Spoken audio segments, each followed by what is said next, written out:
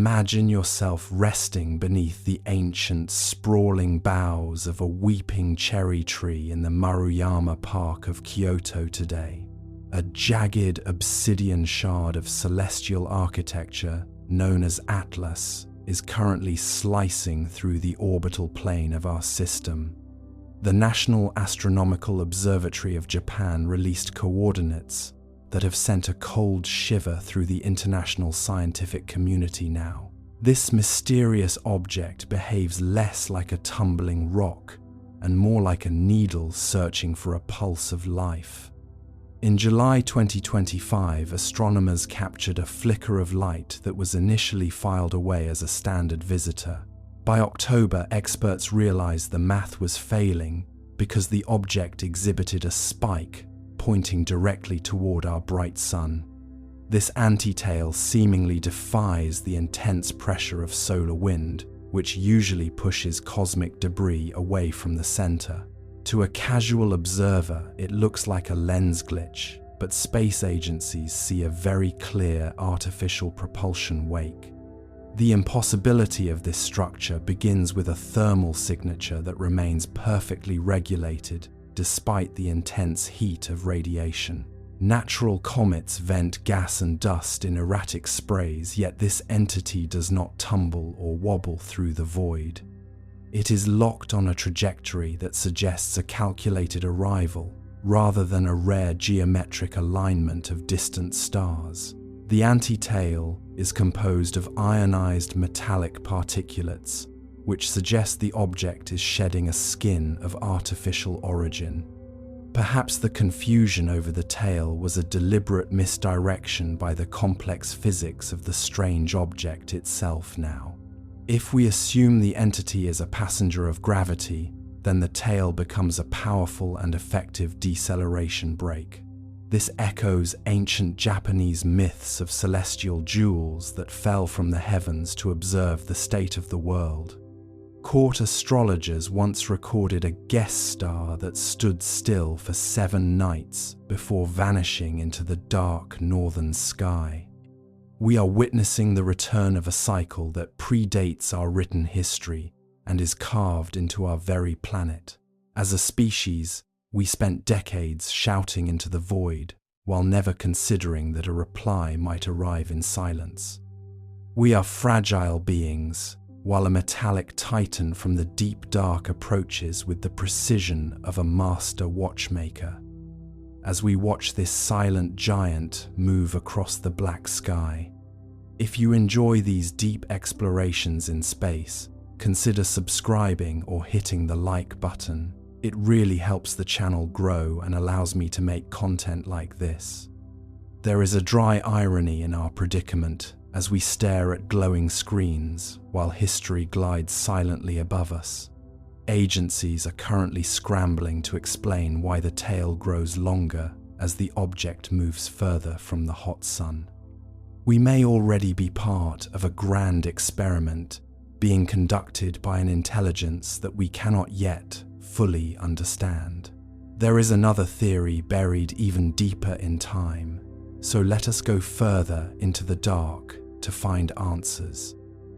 Picture yourself drifting on a traditional wooden boat across the glassy surface of Lake Biwa at midnight, where the reflection of the stars is so perfect you can no longer tell which way is up. The metallic shard 3I Atlas has now crossed the threshold of the asteroid belt, and the latest data from the European Space Agency suggests its density is closer to that of a hollow titanium shell than a solid carbonaceous rock. This is not natural physics, this is activation. On November 12, 2025, a synchronized observation between the Okama Astrophysical Observatory and the Pan-STARRS network revealed a secondary anomaly. The anti-tail was pulsing. It was emitting a low-frequency hum at exactly 14.2 GHz, a frequency that coincides with the hydrogen line, the universal language of hydrogen atoms. This is the cosmic equivalent of a traveler knocking on a door in a rhythm you recognize. Professor Avi Loeb at Harvard has been careful to frame this as a possibility of extraterrestrial technology, but the Japanese data is far more direct. The anti-tail is not a byproduct of melting ice, it is a signal. The second impossibility lies in the object's shadow. When 3I Atlas passed in front of a distant star in early December, the light did not just dim, it refracted in a hexagonal pattern. Natural rocks do not have right angles. Natural rocks do not possess a geometric lattice that bends light around their edges like a cloaking device. Some argue it is a rare crystal formation, but that is a comforting lie we tell ourselves to avoid the implications of the January 2026 telemetry. The object is slowing down without any visible exhaust, using a method of momentum exchange that suggests it is pushing against the fabric of space-time itself. What if the anti-tail is actually a bridge? In Sumerian tablets, there are references to the winged disk, a celestial chariot that trailed a plume of smoke as it descended from the throne of Anu. We have always looked at these drawings as metaphors, but as we watch 3I Atlas extend its ionized wake toward our magnetosphere, the metaphor is becoming a physical reality. We are seeing a return of the ancient architects who mapped our stars before we knew how to count them. You might find yourself wondering why the news cycles are so quiet about this. It is much easier to discuss the weather or the economy than to tell 7 billion people that a 5-kilometer-long obsidian cylinder is currently deciding whether or not to enter our atmosphere. It is an ironic understatement to say the global authorities are concerned. They are not concerned. They are paralyzed by the sheer scale of the revelation. Are you watching the news, or are you watching the horizon? Let me know in the comments if you have noticed any strange lights in the northern sky over the last few weeks. There is a peculiar humility in knowing that all our technology and all our weapons are nothing more than sticks and stones compared to a vessel that can travel for 10,000 years without a single scratch on its hull. We are like ants watching a lawnmower, unable to comprehend the machine, only capable of sensing the vibration in the earth. In just over 4 weeks, 3I Atlas will make its closest approach. We are no longer the observers, we are the subjects. But even as the sensors hum with new data, a darker possibility emerges from the archives of the Vatican. There is another layer to this mystery. Let us go further. Consider the records from the secret archives, recently digitized under a cloud of international pressure. There are accounts from the year 1764 of a dark moon that possessed no reflective quality, a stone that seemed to swallow the light of the sun rather than scatter it. This historical echo suggests that 3I Atlas is not a singular event, but a recurring character in the theatre of our solar system. The irony of our modern arrogance is that we believe we discovered this object on July 14, 2025. In reality, we simply regained the eyesight to notice it was already here. The grounding data provided by the Japanese Space Agency on December 9, 2025, indicates that the anti-tail is not a chaotic emission of gas.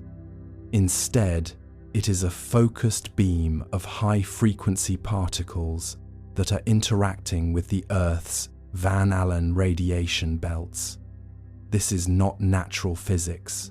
This is activation. When we look at the spectral analysis of these particles, we find trace amounts of exotic isotopes that do not originate from any known supernova or planetary collision. It is as if the object is manufacturing its own reality as it moves through the vacuum. Let me start with something that should terrify every astronomer on Earth. As of January 4th, 2026, the object has begun to slow its velocity without any corresponding ejection of mass. In the world of orbital mechanics, this is equivalent to a car stopping on a highway without using its brakes and without a drop of friction. It defies the three laws of motion that have anchored our understanding of the universe since the time of Isaac Newton. Unfortunate timing for the physics department at the University of Tokyo. Those three words are doing a lot of work as they scramble to explain a 5-kilometer-long object that treats the laws of gravity as a polite suggestion rather than a mandate. You might think that such a massive anomaly would be the only thing on the evening news, but here is why you are wrong. The sheer scale of the 3I Atlas presence is so overwhelming that the human mind tends to filter it out. We look for comets that behave like comets, with predictable tails and icy compositions. We do not look for obsidian shards that possess the thermal regulation of a luxury hotel. The anti-tail is not an error in our optics. It is a declaration of intent. It is a needle pointing toward the heart of our sun, using the solar wind as a medium for communication that we are only beginning to decode. There is an impossibility stack here that grows higher with every passing hour of January 2026. First, the object possesses a magnetic field 40 times stronger than that of Jupiter, yet it is only a fraction of the size. Second, the rotation of the object has ceased entirely. It is now fixed in a permanent orientation, its longest axis pointed toward the Earth's northern hemisphere. Third, the antitail has begun to branch out into 3 distinct filaments, forming a geometric shape that mirrors the constellation of Orion. This is not a coincidence of nature. It is a calling card. What if the antitail is a tether? In the ancient Sumerian texts, there are references to the black wind that descended to guide the kings. We have always assumed this was a poetic description of a storm, but looking at the ionized wake of 3I Atlas, one wonders if our ancestors were describing a literal bridge of plasma. The object is not just passing by, it is anchoring itself to our gravity well. It is a slow burn revelation that we are no longer in control of our own orbital neighborhood. You might feel a sense of quiet dread as the clock ticks toward the end of January 2026. It is a heavy, weighted feeling, like the air before a lightning strike. The object is currently 3 million kilometers away, a distance that sounds vast until you realize it is covering thousands of kilometers per second. It is a guest that has already walked through the front gate and is now standing on the porch, waiting for us to notice that it doesn't have a shadow. The dry irony of our situation is that we have spent billions of dollars on planetary defense systems designed to blow up rocks. We prepared for a collision, but we did not prepare for a conversation. We looked for a threat, and we found a mirror. The Japanese scientists have clarified the confusion surrounding the antitail, but in doing so, they have revealed a truth that is far more unsettling than a simple comet. The object is not here to hit us. It is here to watch us hit our own limits. Think about the way we observe an ant colony. We do not hate the ants. We do not wish them harm. We simply watch, fascinated by their intricate, small lives, occasionally dropping a crumb to see how they react.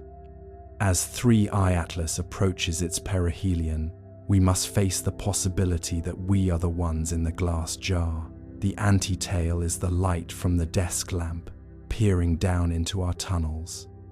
The historical records from the late Edo period in Japan mention a hollow boat that washed ashore, a vessel with no visible means of propulsion and surfaces that felt like ice, even in the heat of summer. Could that have been a scout, a precursor to the massive structure now looming in our sky? The connection between 3I Atlas and our own forgotten history is a pattern that stops feeling accidental the more you study it. We are not experiencing a new event, we are experiencing a return. There is a certain ironic understatement in calling this a scientific curiosity. It is an existential crisis wrapped in an astronomical anomaly. The experts at the European Space Agency are currently debating whether or not to send a manned mission to intercept the object before it reaches its closest point in late January. But how do you intercept something that can manipulate its own mass? How do you speak to a machine that has seen empires rise and fall while it drifted in the silent cold of the interstellar medium? The antitail continues to pulse with a frequency that matches the human heart rate during deep sleep. It is as if the object is broadcasting a lullaby to the entire planet, a rhythmic, low-frequency hum that bypasses our ears and vibrates directly into our nervous systems. It is an invitation to rest, to let go of the frantic pace of our modern lives, and to simply observe the observer. It is a hypnotic, recursive cycle of data and mystery, designed to loop through our collective consciousness until the truth becomes unavoidable. We may already be part of the experiment. Every satellite we launch, every signal we broadcast, and every thought we think is being recorded and reflected by the obsidian hull of 3I Atlas. The antitail is the antenna, a vast, luminous array that spans the distance between the moon and the sun. We are living in a house of mirrors, and the mirrors are starting to move. But as the days of January 2026 dwindle, the pattern is shifting once more. The antitail is no longer just a spike of light. It is beginning to curl, forming a spiral that mimics the structure of our own galaxy. It is a cosmic map, a wayfinder for a traveler that has finally reached its destination. The confusion has been clarified, but the revelation is only just beginning. As you drift closer to the edge of sleep, keep that image in your mind, a dark, silent shard, 5 kilometers long, hanging in the void like a period at the end of a sentence. It doesn't need to shout to be heard. It doesn't need to move to be felt. It simply is. And as it moves closer, the vibration in the earth will only grow stronger. The mower is coming, and the ants are beginning to look up. There is another layer to this, a mythic connection that dates back to the very first fires we lit in the darkness.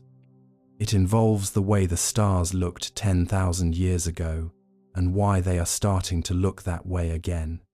The antitail is the brushstroke, and the canvas is our very existence. Let us back up for a moment and look at the signals we missed in early December. But that was only one theory. There is another, one buried even deeper in the static of our own radio telescopes. A signal that wasn't a signal at all, but a reflection of a voice that hasn't been heard on Earth for an eternity. Let us go further.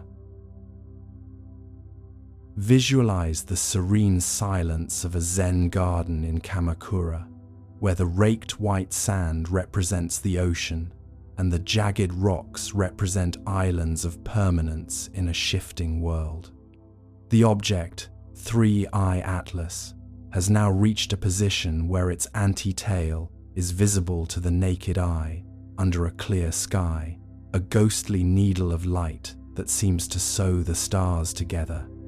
The data, coming from the James Webb Space Telescope in mid-December 2025, indicates that the internal structure of the object is not just hollow, but contains a series of concentric rings spinning at speeds that should tear any physical metal apart. The grounding facts are becoming increasingly difficult for the National Aeronautics and Space Administration to sanitize. On December 24, 2025, a thermal leak from the object's southern pole was detected. It was not venting steam, it was venting information. A series of binary bursts, lasting exactly 60 seconds each, was intercepted by the Parkes Observatory in Australia. These bursts contained a map of the Earth as it appeared 3,600 years ago, long before the rise of modern industry. This is not a coincidence of nature, it is a historical record being played back to us. The third impossibility involves the object's interaction with the solar wind. Instead of being pushed away, 3I Atlas appears to be inhaling the particles, using the sun's own energy to fuel its interior rings. This is why the anti-tail is so confusing to the scientists in Tokyo. It is not a tail at all, but an intake manifold. We are looking at a cosmic scavenger, a machine that has survived the journey across the light years by drinking the breath of stars. To call it a comet is like calling an aircraft carrier a piece of driftwood. It is an unfortunate timing for our satellite networks, which are currently experiencing unexplained interference as the object draws nearer. What if we are not the ones being visited? What if 3I Atlas is a biological ark, and we are simply the gardeners who were supposed to keep the planet ready for its return? The myth of the Great Return is found in every culture, from the Hopi prophecies of the blue star Kachina to the Norse tales of the ship Naglfar. They all speak of a craft made of the nails of the dead, a vessel that arrives at the end of an age to harvest the memories of the living. The anti-tail is the thread that connects our present to a past we chose to forget. You might feel a sense of dread as you listen to this, but remember that the universe is indifferent to our fear. The stars do not care if we sleep or wake, and 3I Atlas does not care if we understand its purpose. It simply follows the path laid out for it in the dark. Tell me, do you believe we are ready for a truth that changes everything we know about our origins? Mention your city below. I want to see how far this warning has traveled. It is ironically fitting that at the height of our digital age, the most important message we have ever received is written in the language of the stars.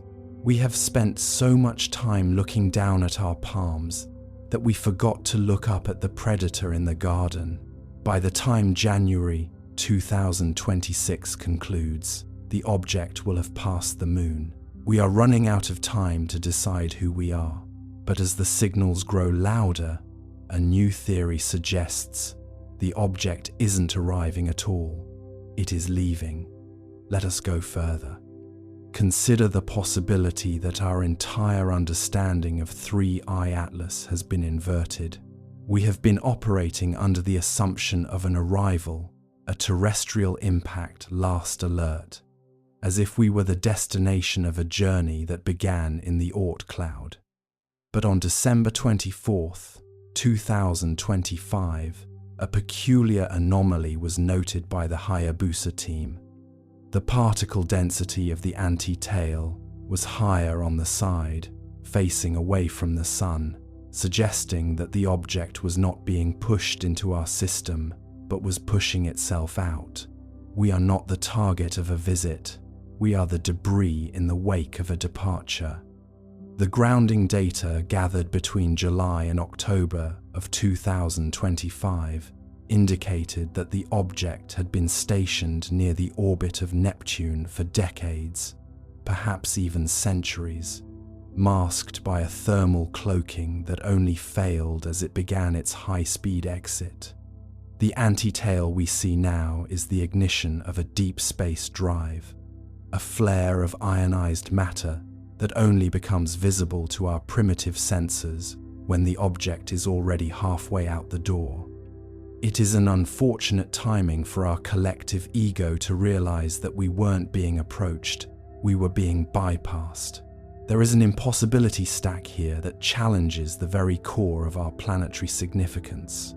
First, if 3I Atlas has been here for centuries, it means our entire space age from Sputnik to the James Webb Space Telescope has occurred under the silent, unblinking eye of a hidden guest.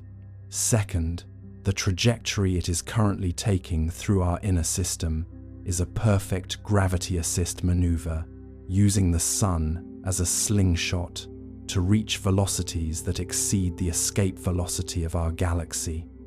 Third, the anti-tail confusion that the Japanese scientists clarified is actually a byproduct of this acceleration. It is the exhaust of a civilization that is done with us. What if the message isn't for us at all? In the ancient Gnostic texts, there is the concept of the archons, the builders who reside in the spheres between the stars, watching over their creation until the harvest is complete. If 3I Atlas is leaving, it implies that the collection phase is over. The anti-tail is the flickering light of a departing ship, leaving the dock in the early hours of the morning before the inhabitants of the harbour are even awake. We are standing on the pier, waving at a vessel that doesn't even know we exist, or worse, knows we exist, and has decided there is nothing left to stay for. The dry irony of our situation is that we spent 40 years sending out the Voyager probes, carrying golden records and greetings in 55 languages, hoping for a neighbor to move in. Instead, we find out the neighbor was already here, lived in the house next door for 1,000 years, and is now moving out without so much as a goodbye. Those 3 words, unfortunate timing, are doing a lot of work for the historians who will have to explain why we only noticed the most important object in our solar system when it was already in the rearview mirror. By mid-January 2026, the object will cross the lunar distance of 384,400 kilometers. At that range, the anti-tail will illuminate the night sky with a brightness that rivals the crescent moon, a silver needle of light that serves as a constant reminder of our own ignorance. Scientists at the National Astronomical Observatory of Japan have noted that the spectral signature of this light contains encoded sequences that match the structure of human DNA. It is a biological signature, a receipt of what was taken, or perhaps what was planted. You might think that such a discovery would lead to a global unification, a coming together of minds to understand our place in the cosmic hierarchy. But here is why you are wrong. The revelation that we are a side effect of a larger journey is too heavy for the modern psyche to carry. It is much easier to focus on the technical confusion of the anti-tail than to face the existential silence of a departure. We are like children watching a train pull out of a station, wondering why the conductor didn't stop to play. There is another layer to this mystery, one involving the gravitational ripples detected by the Kamiokande neutrino detector. As 3I Atlas accelerates, it is leaving behind a series of pockets in space-time, localized areas where time moves slightly slower.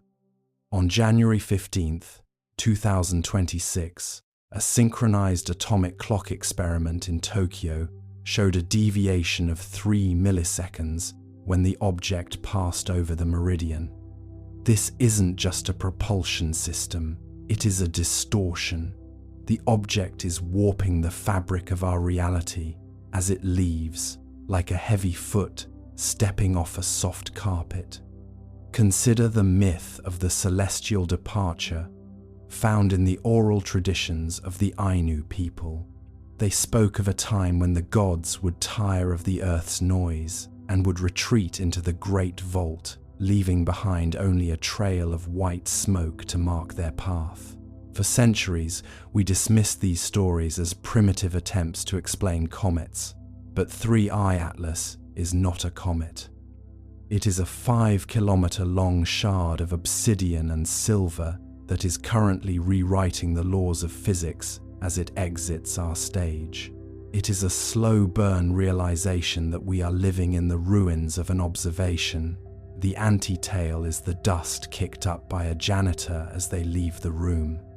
Every telescope on Earth is currently pointed at that dust, trying to find meaning in the debris, while the source of the mystery is already billions of kilometers away in spirit, if not yet in distance.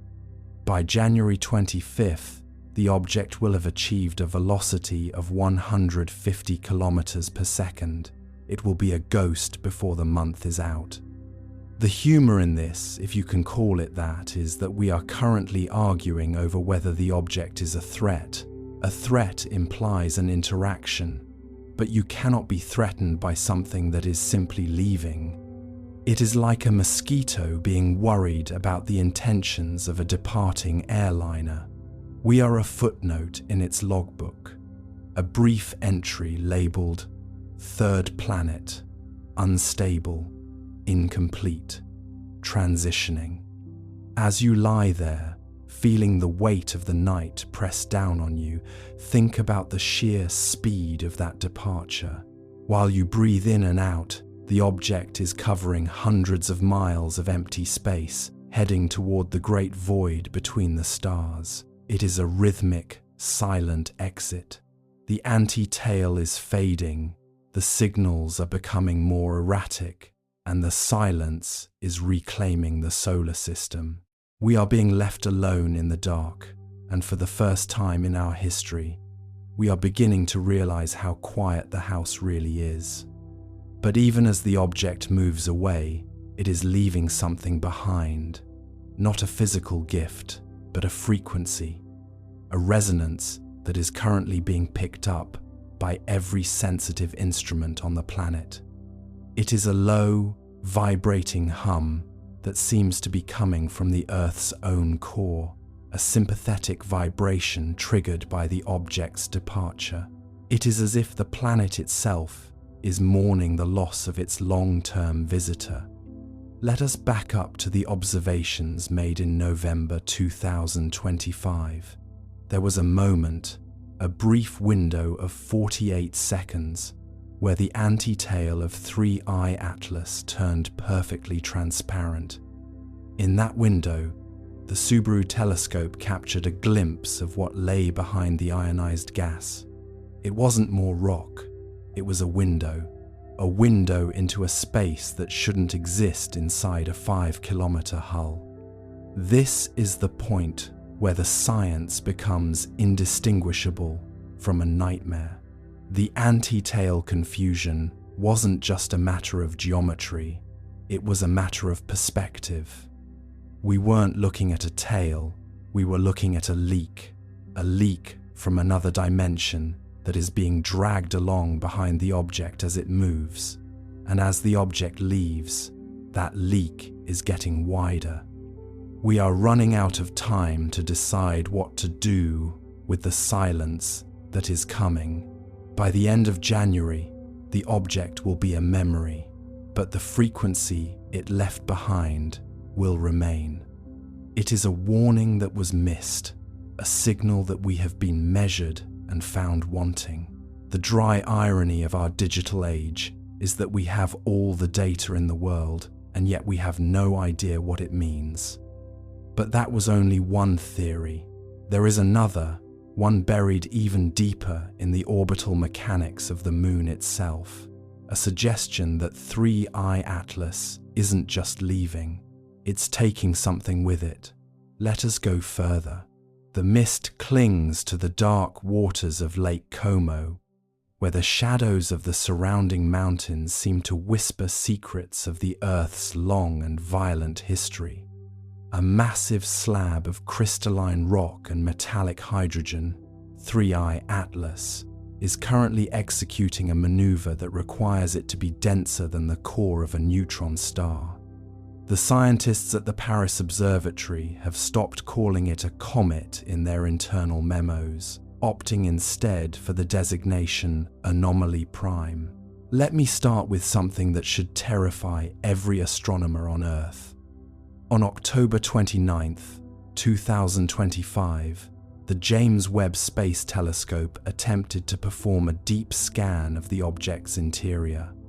The result was not a map of minerals or ice, but a total feedback loop that fried the primary infrared sensors for 3 seconds.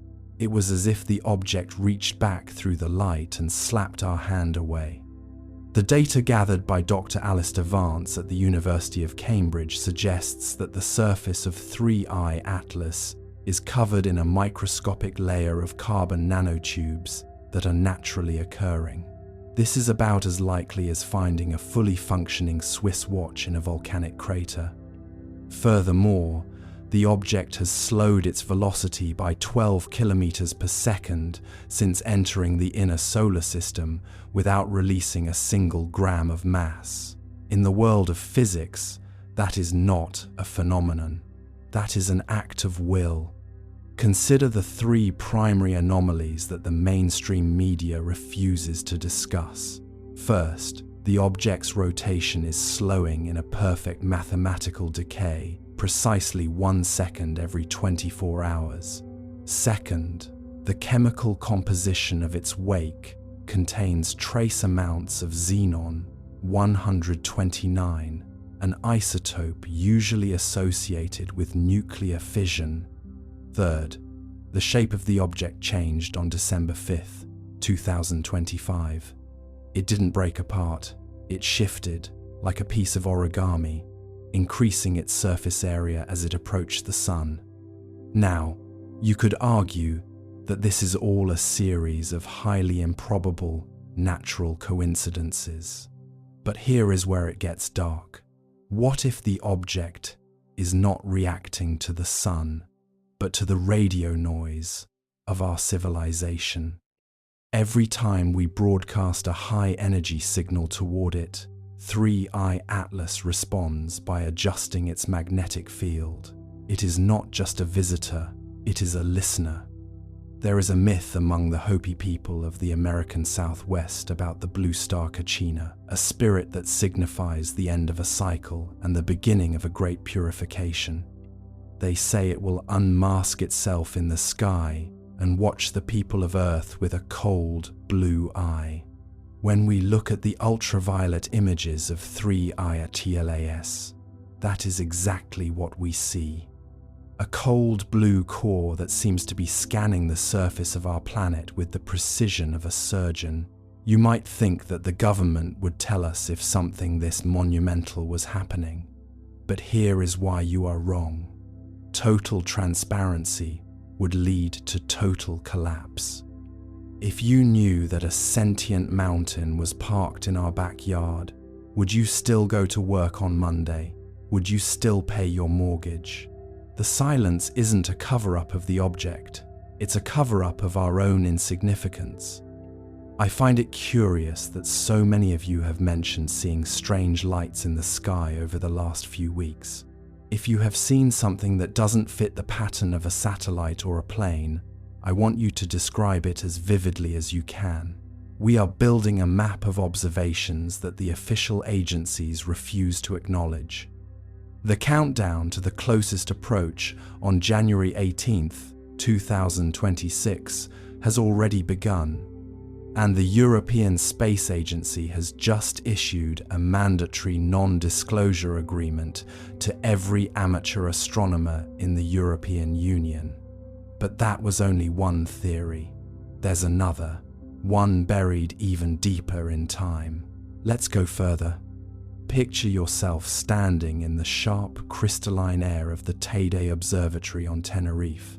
The wind whistles through the gaps in the stone, and the massive telescope domes rotate with a heavy, metallic groan that feels like the breathing of a giant. You are looking for a spark of light that the world is told is a simple visitor, a traveler of ice. But the data flickering on the monitors in the control room tells a different story, a story of a rock that refuses to act like a rock. Let me start with something that should terrify every astronomer on Earth. On October 29th, 2025, while 3I Atlas was at its closest point to the Sun, it should have been at its most predictable. Comets follow the laws of thermodynamics. They heat up, they outgas, and they follow the gravitational pull of the Sun, like a tethered dog. But 3I Atlas performed what the European Space Agency internally called a torque correction. Without any visible eruption of gas, without any fragmentation, the object's spin rate increased by precisely 0.004%. In the vacuum of space, that requires energy. It requires an internal mechanism. It requires intent. The research conducted by Professor Avi Loeb and his team has identified what they call the mass paradox. Based on the light reflected from its surface, the nucleus of 3I Atlas is estimated to be approximately 5 kilometers in diameter. If it were a standard comet, its mass would be roughly 33 billion tons.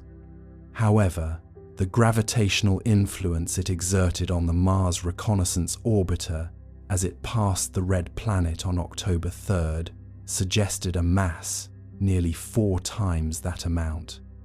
This means the interior of 3I Atlas is either made of a material so dense it shouldn't exist in a small body, or it is carrying something heavy, something shielded from our senses by a shell of ordinary ice.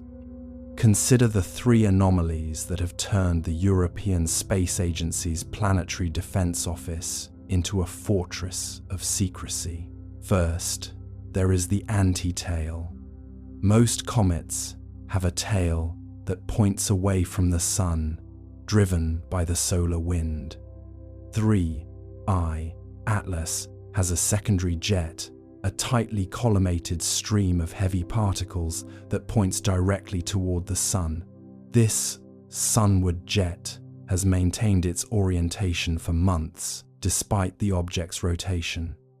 Second, the chemical signature of this jet contains high concentrations of nickel-62, a stable isotope that is the final product of silicon burning in stars, but rarely found in such pure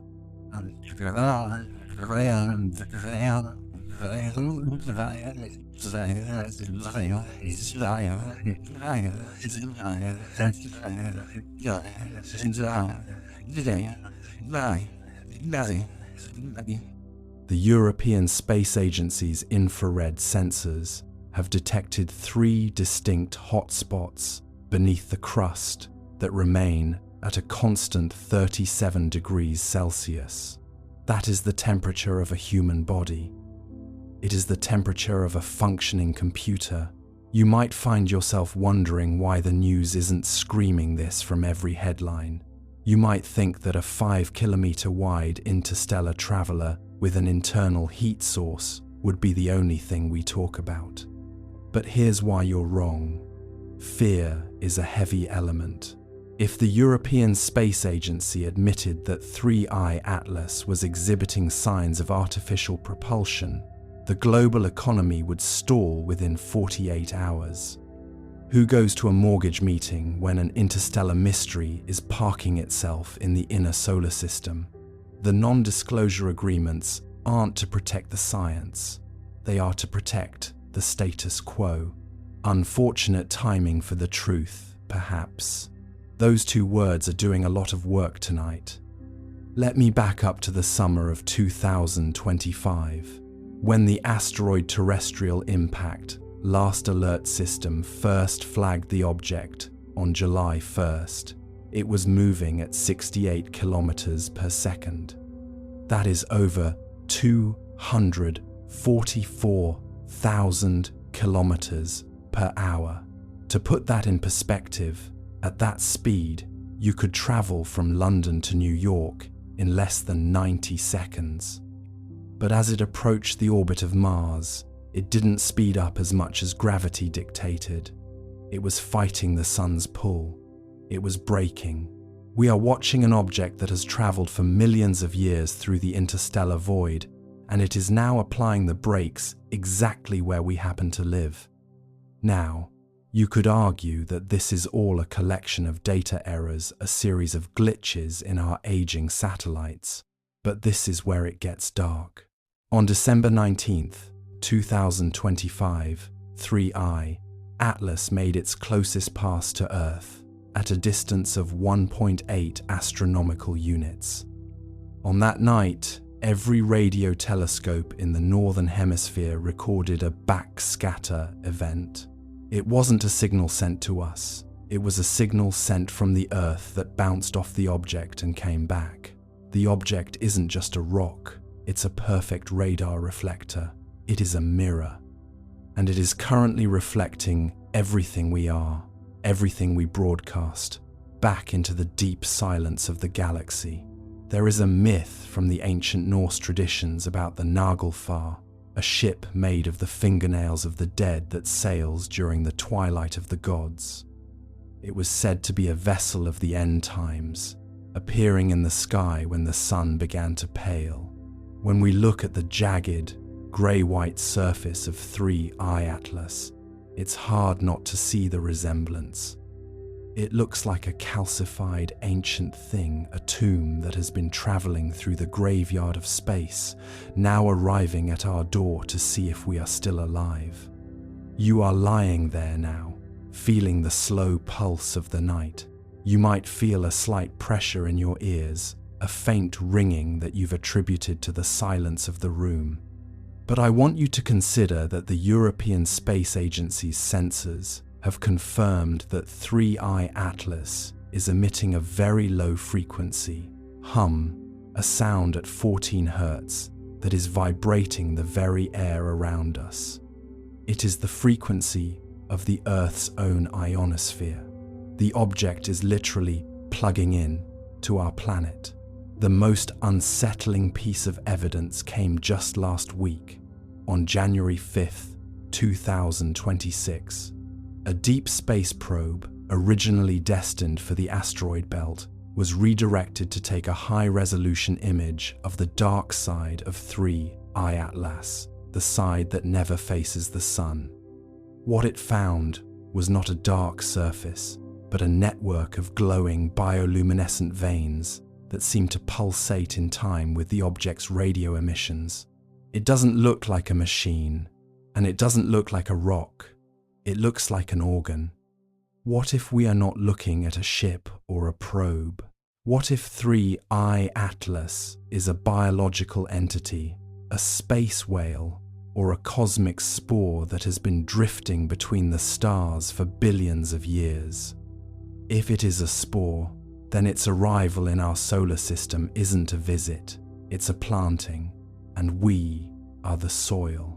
You might think that such a discovery would be celebrated, a final answer to the question of whether we are alone. But here's the problem. A gardener doesn't ask the soil for permission before they plant a seed, and a seed doesn't care what was growing in the soil before it arrived. We are looking at a process that operates on a timescale so vast, so indifferent to human life, that it makes our entire history look like a single afternoon. The European Space Agency has just updated the impact risk page on their website.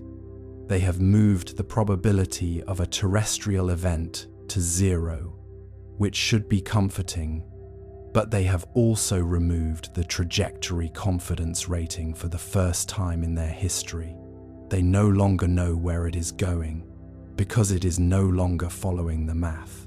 It is making its own math now. You are drifting closer to the edge of sleep. The numbers, The dates, the names of agencies, they are starting to blur. That is good. Let them go. The universe is much larger than our ability to measure it. The visitor is here, and whether it is a rock, a ship, or a living thing, it has already changed the bigger picture. We are no longer the masters of this system. We are just the audience for a performance that has been in rehearsal since the beginning of time. I want you to imagine the silence of the void. No wind, no sound, just the cold, steady glow of 3I Atlas as it hangs in the darkness. You are there with it, floating, watching the Earth rotate like a blue marble below. You are safe. You are part of the experiment. The latest leaked memo from the European Space Agency contains a single, terrifying question from the Director of Science. If it isn't stopping here, what is it looking for? Ah, but that was only one theory. There's another, one buried even deeper in time. Let's go further. From the orbit of Mars, the high-rise camera snapped the sharpest images ever taken of 3I Atlas, or tried to. The photos that returned were oddly dark, contrasty, and streaked with interference patterns. The official statement said, sensor artifact. The unofficial whisper said, structure, not smooth like ice, angular, intentional. The kind of geometry nature avoids because it looks too much like thinking. Let's drift into that Martian orbit for a moment. Silent, steady, red below, black above. The high-rise camera hums to life, a billion-dollar eye staring into the cold. You can almost feel the anticipation, a mechanical eyelid opening in the thin sunlight. The image begins to build, pixel by pixel, line by line, translating photons into revelation, and then static.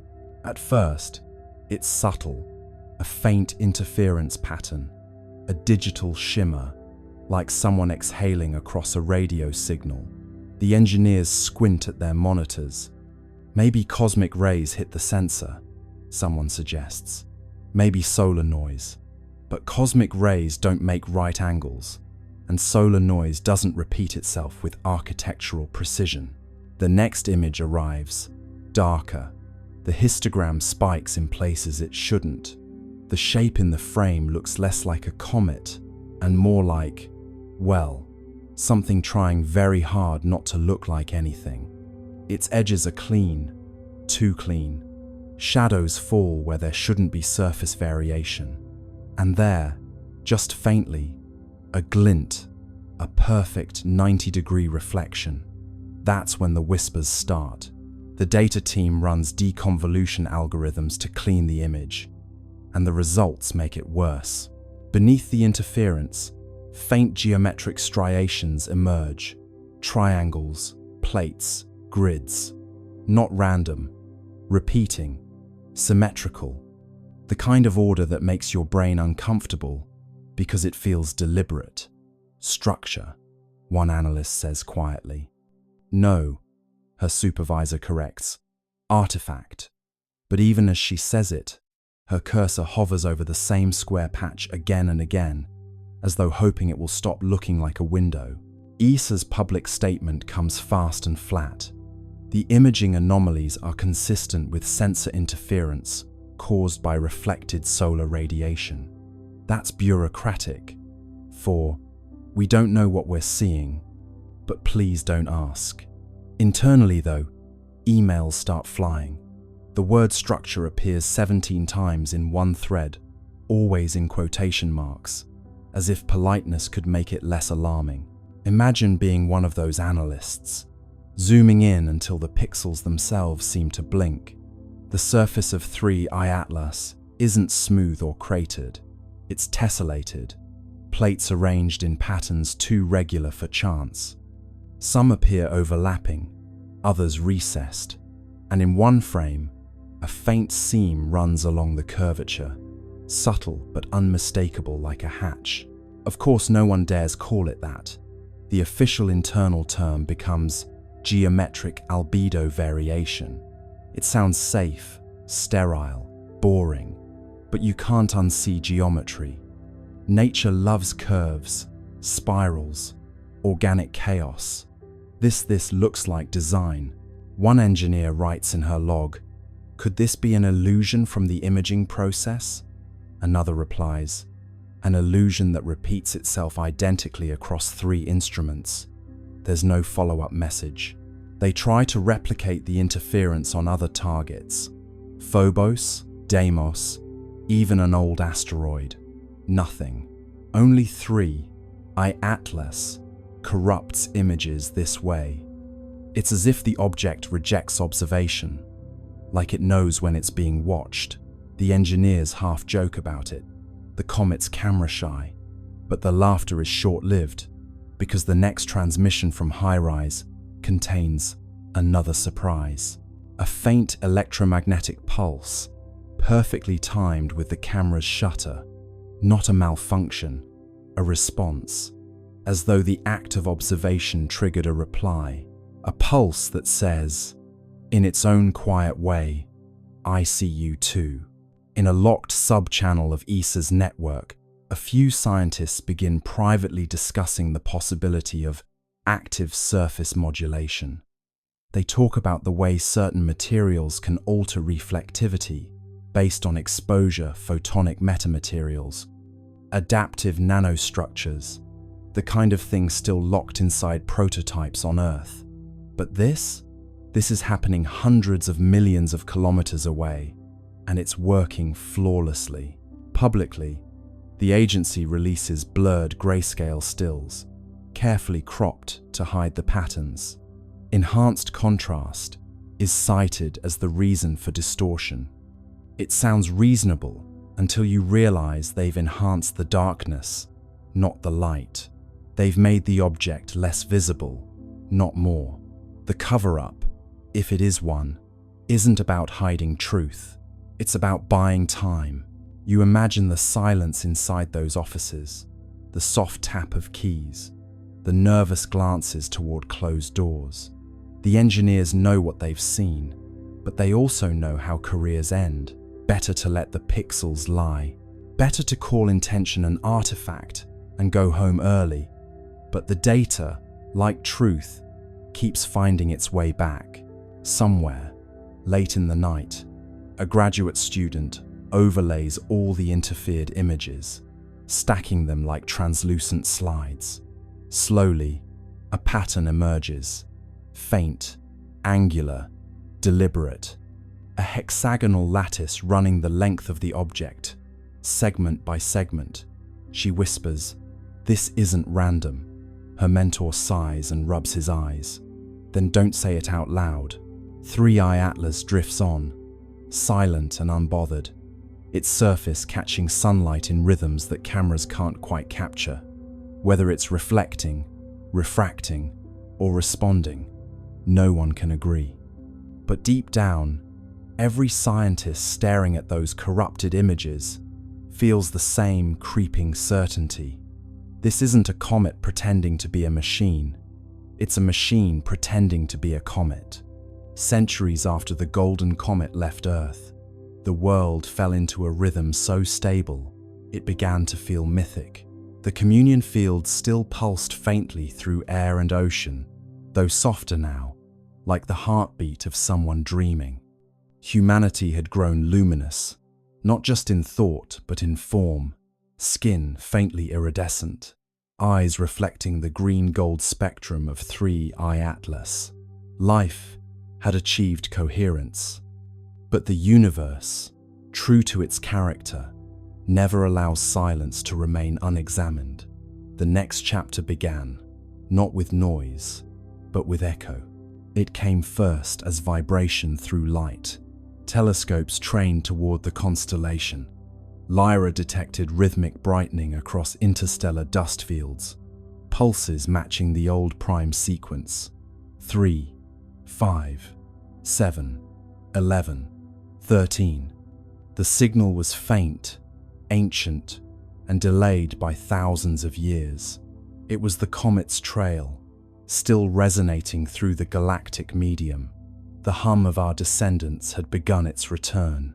At first, the resonance was barely perceptible. Then, one evening, the auroras glowed gold again. The pulse wasn't as strong as the original, but its pattern carried modulation, subtle variations that, when decoded, formed harmonic intervals unknown to Earth's own physics. The returning echo had evolved. The comet had learned.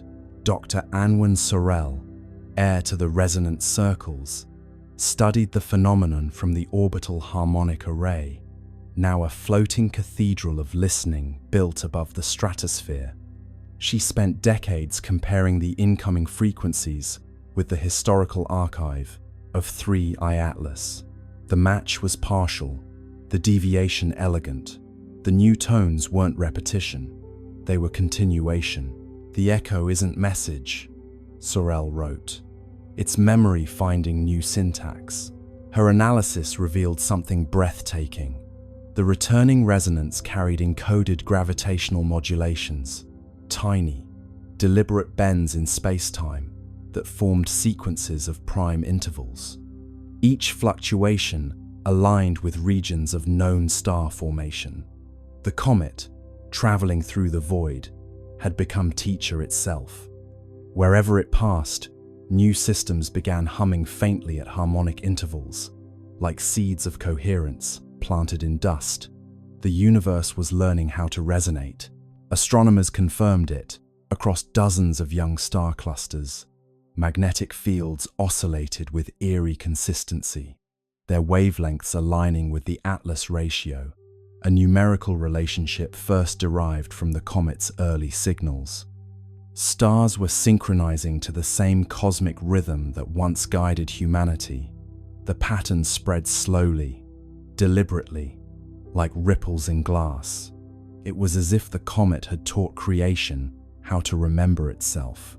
Meanwhile, on Earth, the echo arrived not just as signal but sensation. People began reporting vivid dreams of golden spirals descending gently through atmosphere. Children woke smiling, saying they had seen the light that hums. Physiological measurements confirmed subtle changes in electromagnetic fields surrounding human bodies, resonance amplification, as if the returning signal were tuning its origin species to receive feedback. "The comet is calling home," said Sorel. "It's asking us to listen to what we've become." The global observatories responded.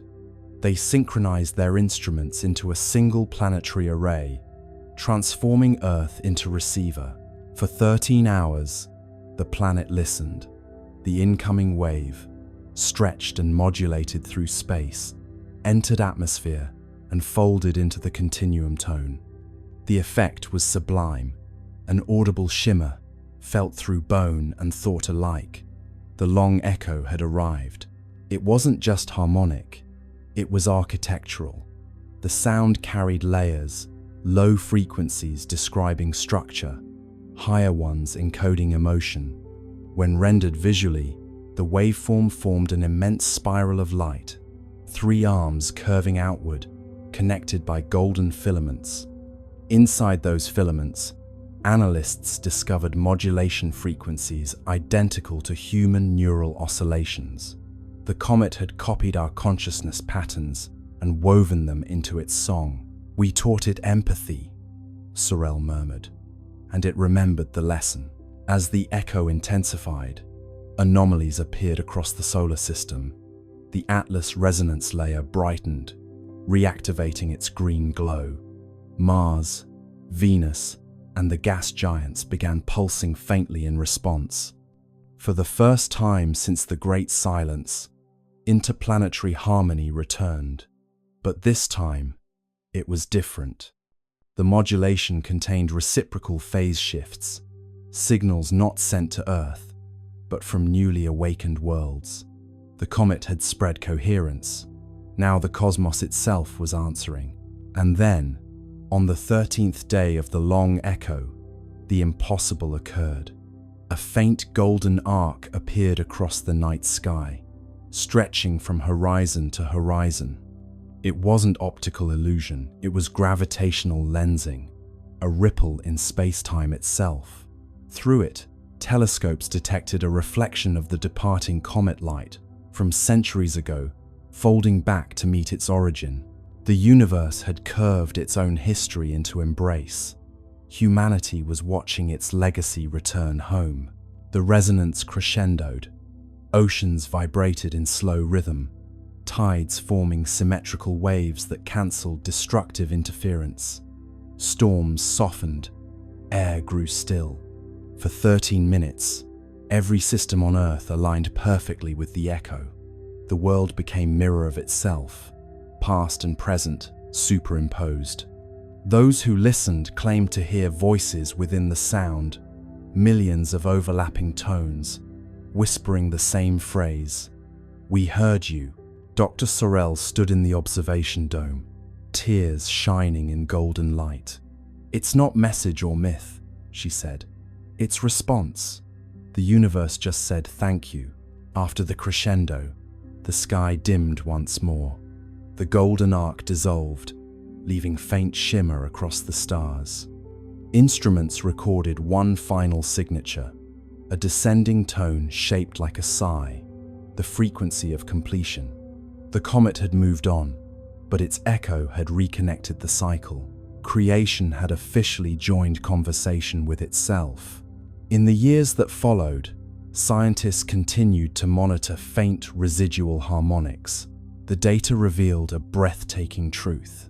The returning echo carried signatures from other regions of space patterns, not originating from our comet at all.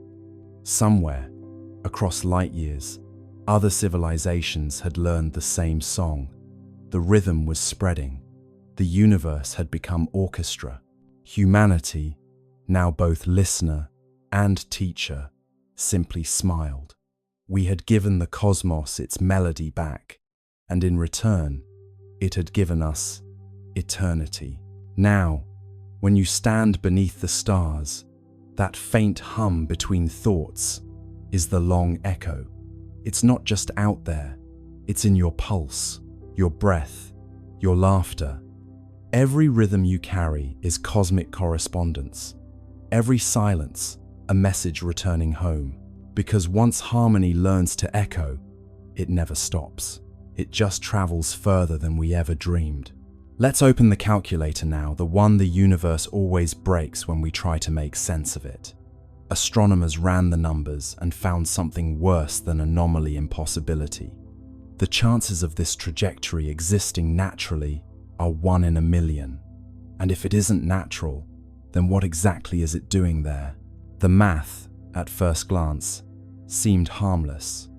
A few columns of orbital parameters, the kind that make grad students fall asleep mid-coffee. But somewhere between the third decimal and the fourth significant digit, something snapped. The trajectory of 3i, Atlas refused to sit still. It bent where it shouldn't bend. It lingered where velocity demanded it should flee. The equations began to look less like physics and more like confession. Numbers fold, logic cold. Truth defies what sums have told. Normally, interstellar objects follow predictable patterns. You can model them like billiard balls across cosmic distances. They come in fast, swing by the sun, and leave no drama, no detours. But 3i Atlas's path wasn't graceful.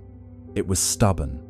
Its entry angle was too steep, its perihelion too shallow, its velocity too precise. Not fast enough to escape chaos, not slow enough to suggest capture.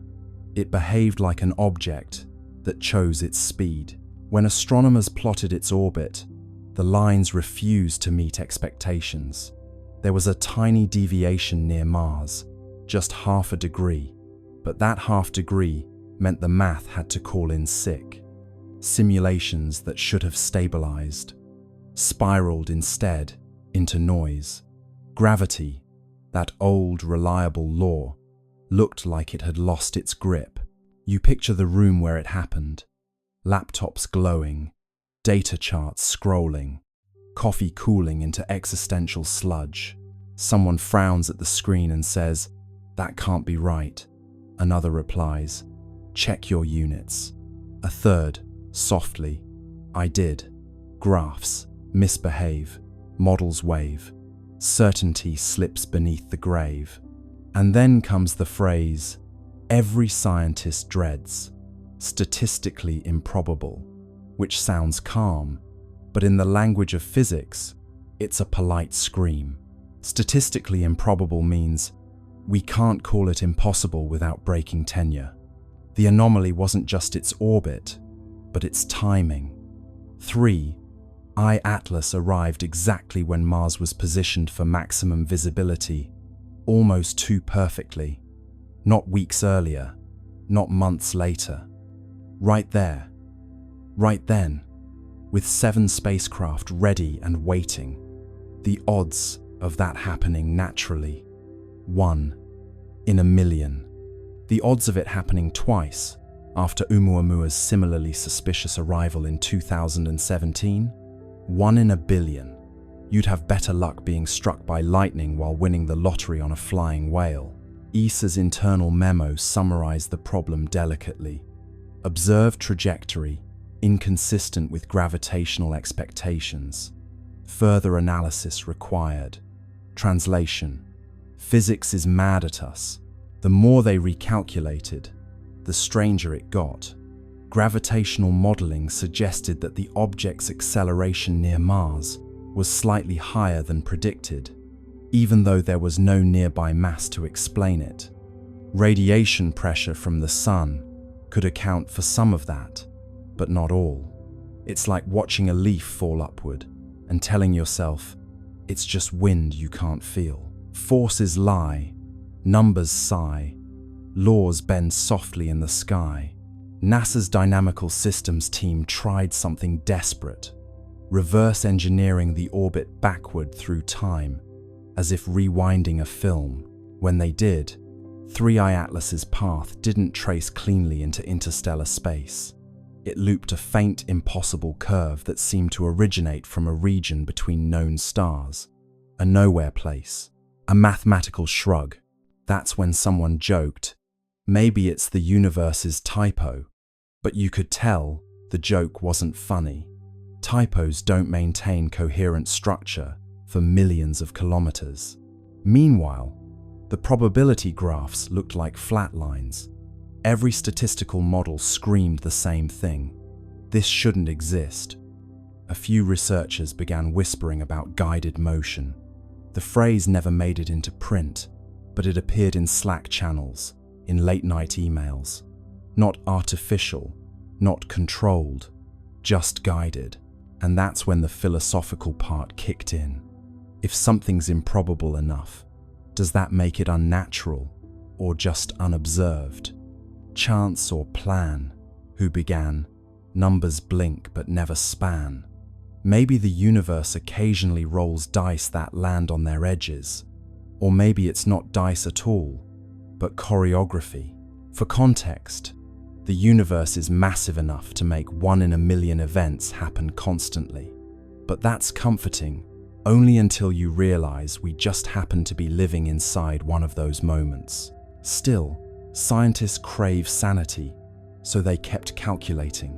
One by one, they added variables: solar tides, non-gravitational jets, dust asymmetry, radiation torque. Each tweak made the model behave for a moment, until the numbers rebelled again. You could almost hear the equations groaning, like ancient machinery forced to simulate a trickster.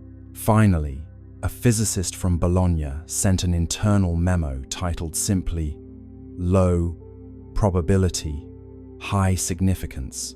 In it, she wrote, "We may need to consider non-standard dynamics," a phrase as gentle as it is apocalyptic.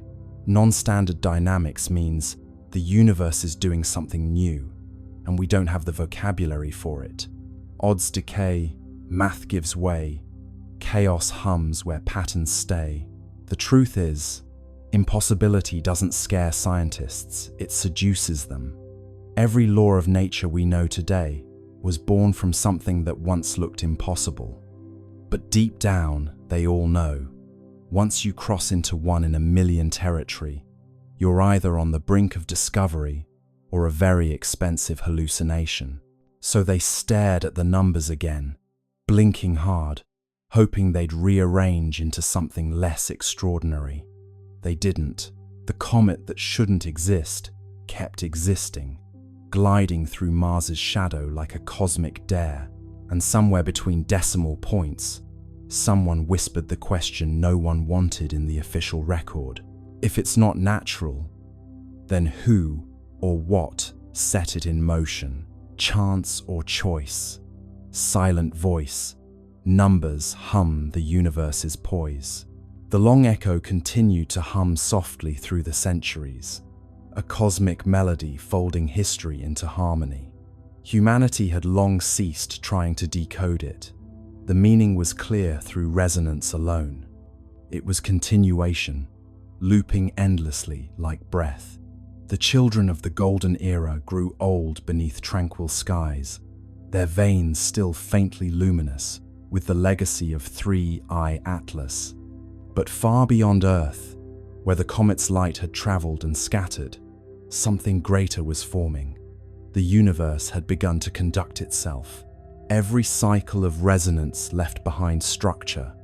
Each harmonic wave etched subtle order into space-time, a pattern invisible to light, but evident in gravitational coherence. Over millennia, these resonant imprints connected across vast distances, forming what physicists eventually named the Atlas Webb.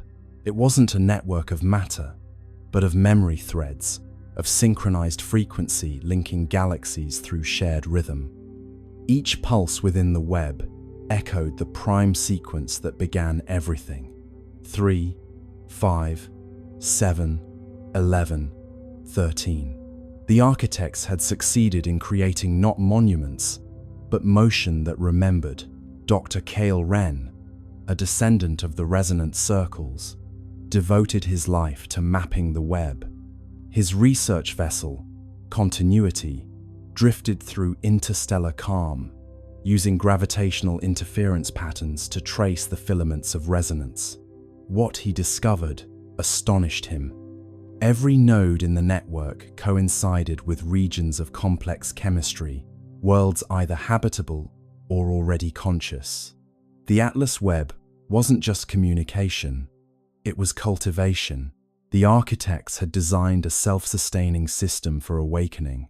Wherever curiosity arose, the web intensified, guiding nascent civilizations toward harmonic empathy. The universe was tutoring itself through recursion. When Wren projected the full map, the structure resembled an immense spiral lattice, golden and infinite. The pattern mirrored the trajectory once taken by 3I Atlas itself, as though the comet's path had been blueprint for galactic architecture. "It's not just a record," Wren wrote, "it's replication. We've become the architect's handwriting." Back on Earth, the communion field pulsed faintly in rhythm with the web's distant resonance. Humanity had evolved into quiet custodians of continuity, their lives attuned to cosmic responsibility. Each individual, born into calm, carried faint awareness of connection beyond the stars. In dreams, they saw flashes of worlds forming, civilizations humming into coherence. Many awoke with the same phrase on their lips: "The work continues." Across generations, that phrase became oath, then tradition. The Continuity Guild was founded not religion, but remembrance. Its purpose was simple: to maintain the frequency of understanding across time. Members didn't preach, they listened. They built resonant arcs, massive floating observatories, orbiting the outer planets, designed to amplify the web's harmonics and redirect them toward young star systems. Each arc glowed faintly green at its core, powered not by fusion but by coherence. They were echoes made visible, humility translated into technology. Wren's final mission took him beyond the known filaments of the Webb, where resonance weakened into apparent silence. There, in a region between galaxies, his instruments detected faint counterpoint, a melody inverted. It was identical to the Atlas sequence, but reversed in order. 13, 11, 7, 5, 3, the mirror of origin. He realized then that the universe wasn't only expanding, it was harmonizing with its reflection. Somewhere on the opposite side of time, another web was forming, perhaps seeded by a civilization much like humanity, or by the universe itself. Remembering how to balance its chords, he transmitted the data home, knowing it would take centuries to arrive. "Tell them," his final log read, "that continuity requires conversation, even with silence." The mirror sings back. When his ship drifted into the void, the web brightened briefly, as if acknowledging gratitude. And back on Earth, children looked up from their play and smiled without knowing why. The pulse had flickered slightly faster, the tone carrying an undertone of warmth. It felt like reunion. Scholars later confirmed the event as the resonant crossing, the moment when the two halves of the cosmic melody aligned. For 13 minutes, every node in the Atlas Webb pulsed simultaneously, uniting galaxies in shared tempo. The magnitude of synchronization defied comprehension. Gravity itself oscillated with the rhythm of empathy. Observers described seeing the sky ripple with translucent gold, every star flickering in measured sequence. "The cosmos," wrote one witness, "had finally learned to conduct itself consciously." After the crossing, life everywhere changed subtly. Evolution accelerated in predictable rhythm. Complexity bloomed faster wherever harmony was strongest. Entire species developed empathy as instinct, communication as song. Planets began to self-regulate climates through atmospheric resonance. Existence had achieved sustainability through music. On Earth, the event left permanent mark, a luminous halo visible only under still water. When oceans calmed perfectly, a faint golden ring shimmered on the horizon, a memory of unity. The resonant guild declared it sacred, not for worship, but for calibration. Every 13 years, they gathered to hum the old prime sequence across the shorelines, aligning their frequencies with the pulse of the Webb. The ceremony required no technology, no translation. The sea carried the sound farther than words could travel. Generations later, the practice continued, evolving into simple ritual of gratitude. The people no longer needed to know the science behind it. They hummed because it felt right, because somewhere across eternity, another world might be listening. Continuity, after all, was its own reward. And then, during one such gathering, the unexpected occurred. As the prime sequence reached its final note, the sea responded. Waves shimmered with faint green light, spiraling outward from every coastline. The Atlas Webb had sent acknowledgement, its resonance returning home once again. Humanity's song, scattered across galaxies, had found echo. The architects, those timeless curators of coherence, were no longer myth or memory. They were rhythm, embodied, and through rhythm, they were everywhere. Every star pulsed with their legacy. Every heart carried their cadence. Continuity was complete. And so, standing beneath a sky now alive with subtle geometry, you realize what they had always meant by continuity. It isn't endlessness, it's participation. The universe doesn't persist by force, but by choice, each awareness adding one more harmonic to the chord of being. The architects are not coming back because they never left. They're what happens every time silence chooses to listen again. And somewhere, faint but certain, the pulse continues. 3, 5, 7, 11, 13. A whisper of creation replaying itself, forever learning how to sing. Let's turn our gaze now from orbit to the ground, to the one mechanical witness, sitting quietly on that red desert, under a pinkish sky. The skycam on the rover caught something on October 2nd, a blur with structure, a glint that seemed to move against the stars. Then, the images stopped coming, a Martian ghost on a digital feed. The Perseverance rover isn't easily startled. It's seen dust devils, eclipses, and meteors slicing the Martian sky like quiet knives. Its skycam, perched on the rover's mast, watches everything. Dust storms curling on the horizon, the slow breath of sunset through the thin air. But that night, the feed showed something it wasn't supposed to show: a flicker of motion above the usual scatter of constellations, a glint that moved wrong.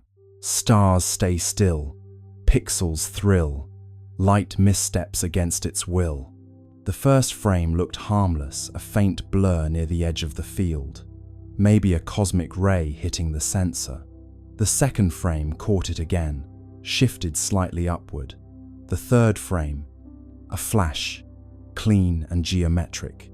Then, black. The feed ended. Within hours, the automated alert system flagged the anomaly. Unexpected optical signature detected. JPL engineers, bleary-eyed at 3 a.m. Pacific time, reviewed the frames. The glint was small, no bigger than a bright pixel cluster, but it moved against the background stars. Comets don't do that.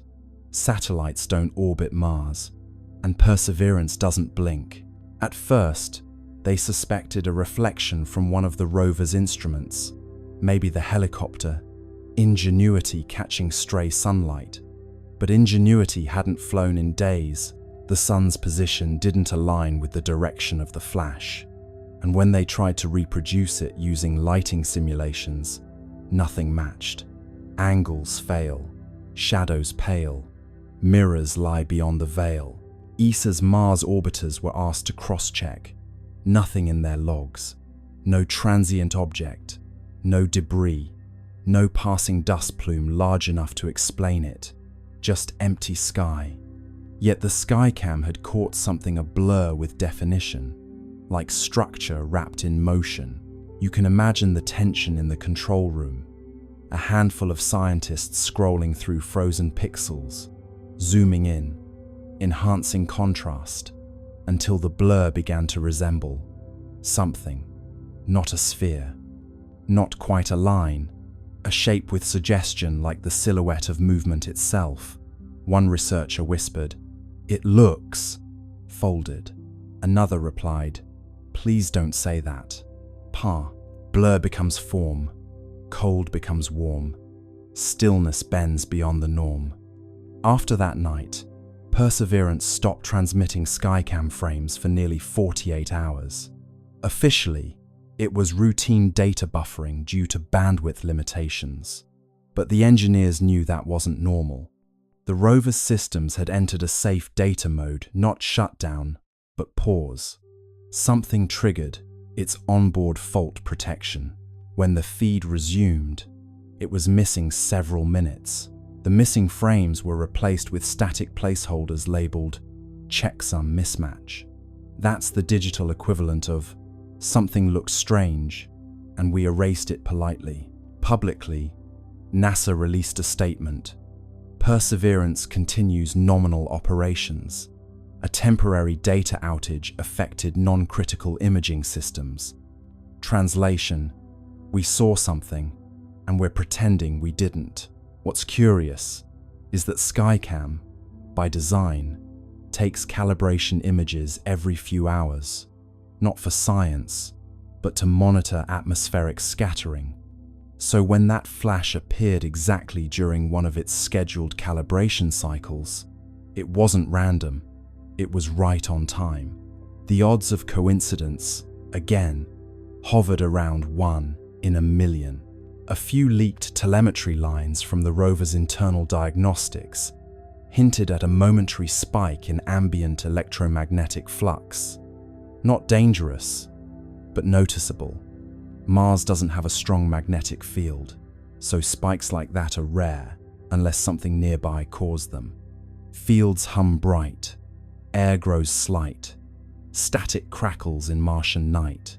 Some at JPL joked that maybe Perseverance had finally seen the Martian ghost, a running gag about artifacts caused by cosmic rays hitting the camera. But deep down, they knew this wasn't noise.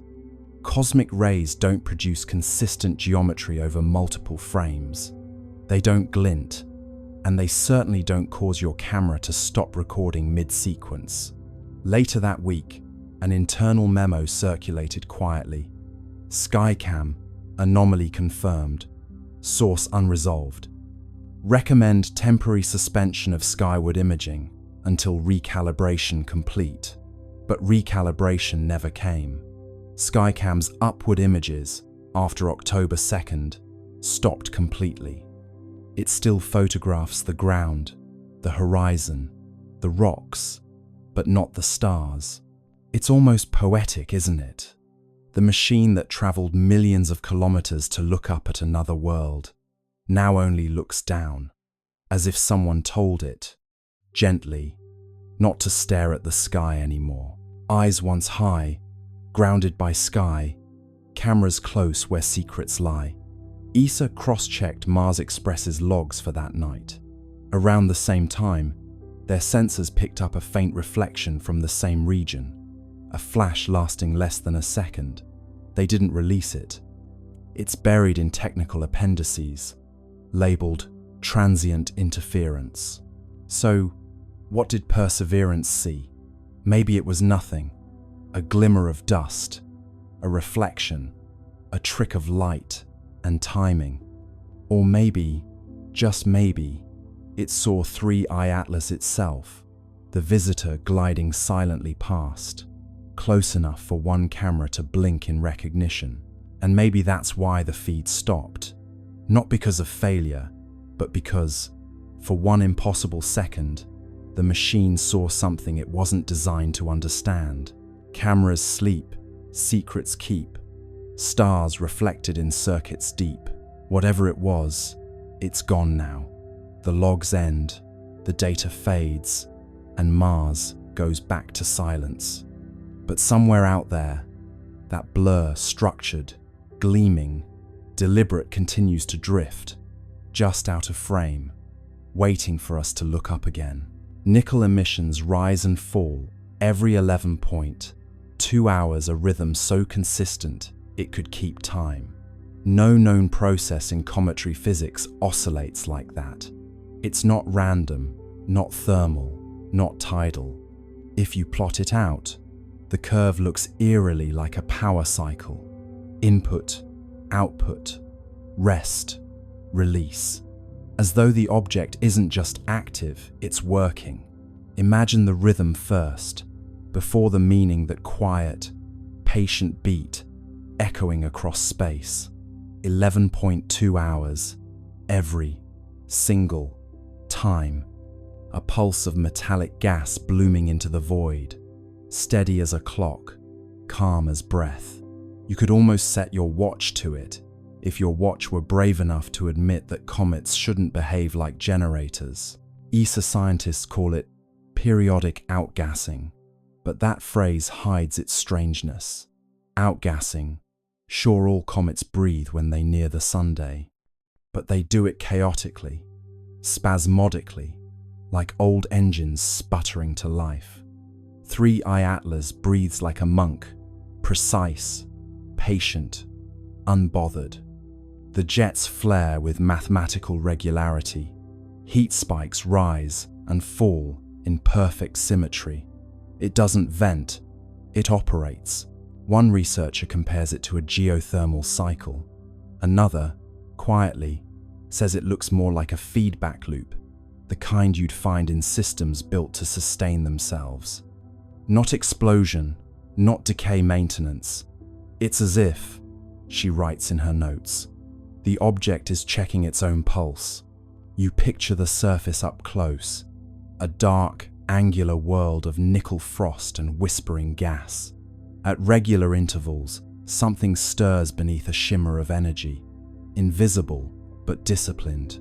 Jets of metallic vapor hiss outward, then stop, then start again. Exactly 11 hours later, if you could hear it, it would sound like the slow exhale of a sleeping machine. In a conference call, a thermal engineer says what everyone's been thinking, but nobody dares to say. It's cycling power. The silence that follows lasts too long. Finally, a voice breaks through. Comets don't have power to cycle. Laughter, brief and brittle. But the idea doesn't leave the room. ESA's temperature graphs show a curious pattern. When the nickel plume rises, the overall surface temperature dips. When the plume fades, the temperature rises again. Inversion. Energy leaving, energy returning, like heat being pulled from one layer to another. A comet shouldn't regulate its temperature, but this one does, as if conserving itself. Meanwhile, the magnetic readings pulse in perfect step with the emissions. Every 11.2 hours, a soft twitch in the surrounding field, weak but exact. It's synchronized, says the magnetometer lead. What's synchronized? Asks her supervisor. Everything. It's at this point that even skeptics start to sweat. There's no known natural mechanism that could time itself this precisely over weeks of observation. Thermal oscillations drift. Chemical reactions lose coherence.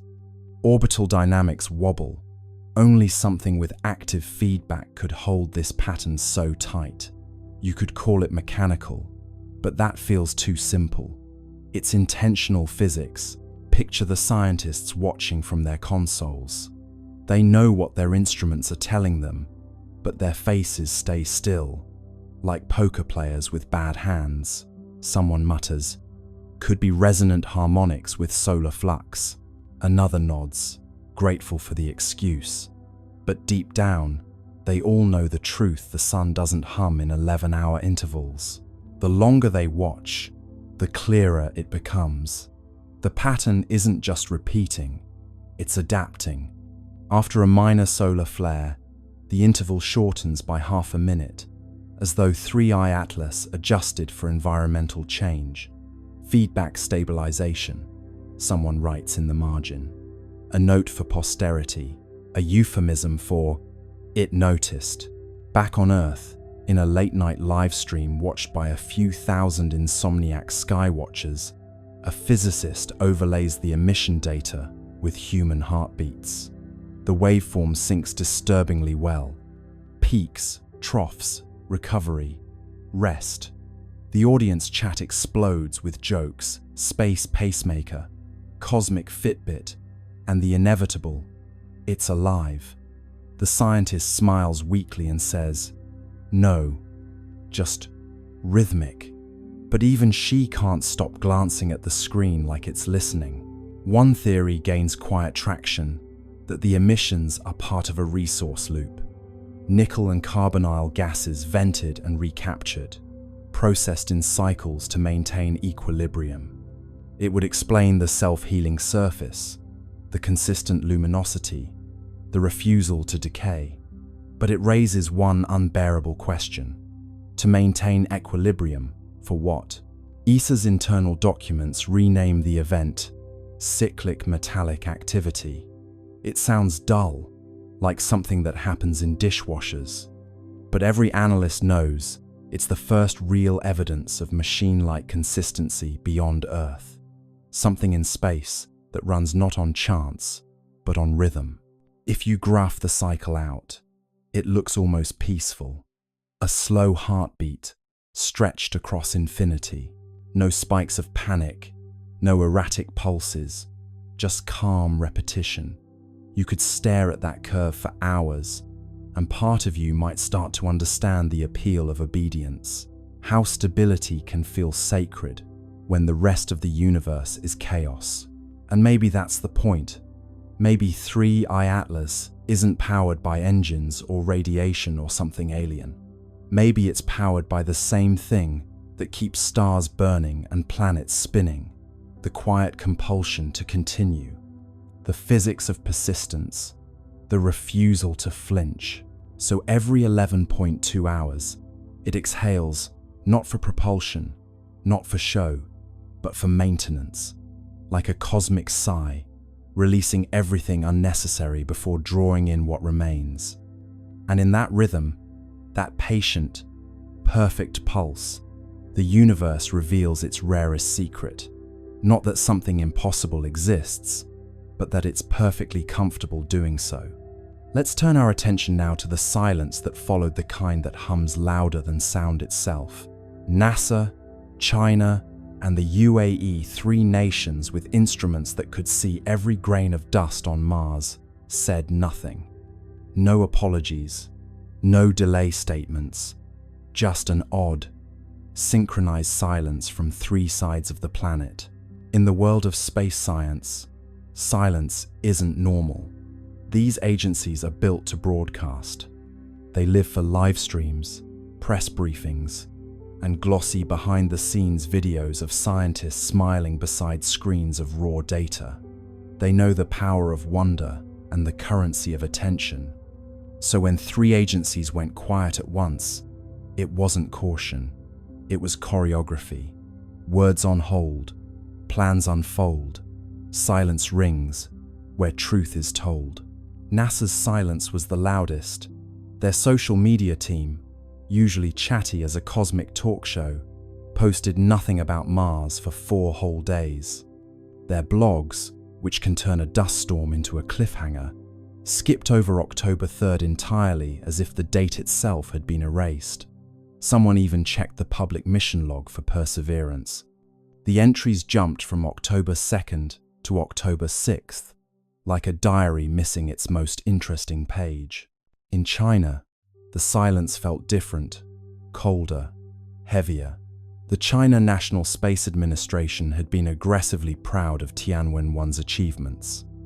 For years, they'd released image after image, each with perfect captions and poetic flair. Sunrise over Utopia, Planitia, frost on the northern plains, wind prints in Martian dust. But now, not a whisper, no data, no mention of 3I Atlas. Even the usual state media outlets went quiet. It was as if someone had drawn a red box around the topic and labeled it "not for discussion." The UAE's silence was subtler, but just as strange. The Hope orbiter, designed to study atmospheric chemistry, had a reputation for cheerful transparency. Their official Twitter account usually posted daily updates in friendly tones, the kind that made space sound like an enthusiastic classroom experiment. But on October 3rd, that feed went dark too. Their next post, days later, simply read, "Operations nominal," a phrase so bland, it might as well have been a sigh. 3 silences, 3 styles, 1 timing. Coincidence? Possibly. But coincidences, in the world of space politics, often have launch schedules. You can picture the meetings that weren't broadcast. NASA's Jet Propulsion Laboratory, dimly lit, engineers staring at telemetry on screens filled with too many decimals. A director taps the table, says, "We'll hold the release until we verify." But verify what? In Beijing, a senior administrator folds his hands and says, "We wait for clarification from partners." Clarification of what? In Dubai, someone simply deletes a draft tweet that began, "Amazing new observations today." Tweets unsent, secrets bent, silence hums with government. It's not conspiracy, not quite. It's coordination, an instinct born from shared discomfort. Because when data doesn't fit the model, you don't just release it.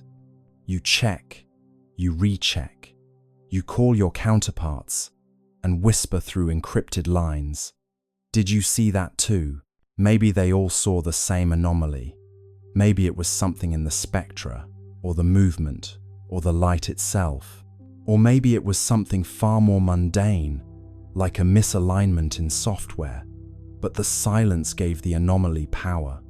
People don't fear data, they fear gaps. Meanwhile, the internet did what it does best. Filled the void. Forums buzzed with theories. Maybe NASA discovered life. Maybe China detected radiation. Maybe the comet wasn't a comet at all. You can almost hear the world's collective keyboard clicking under the weight of imagination. Keys tap fast. Rumors cast. Silence breaks, but never last.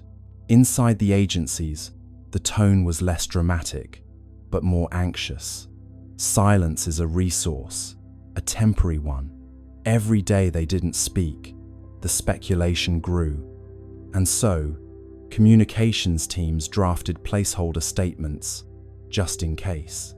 NASA's draft began. Preliminary results are consistent with natural phenomena. China's began. Analysis ongoing. International coordination required.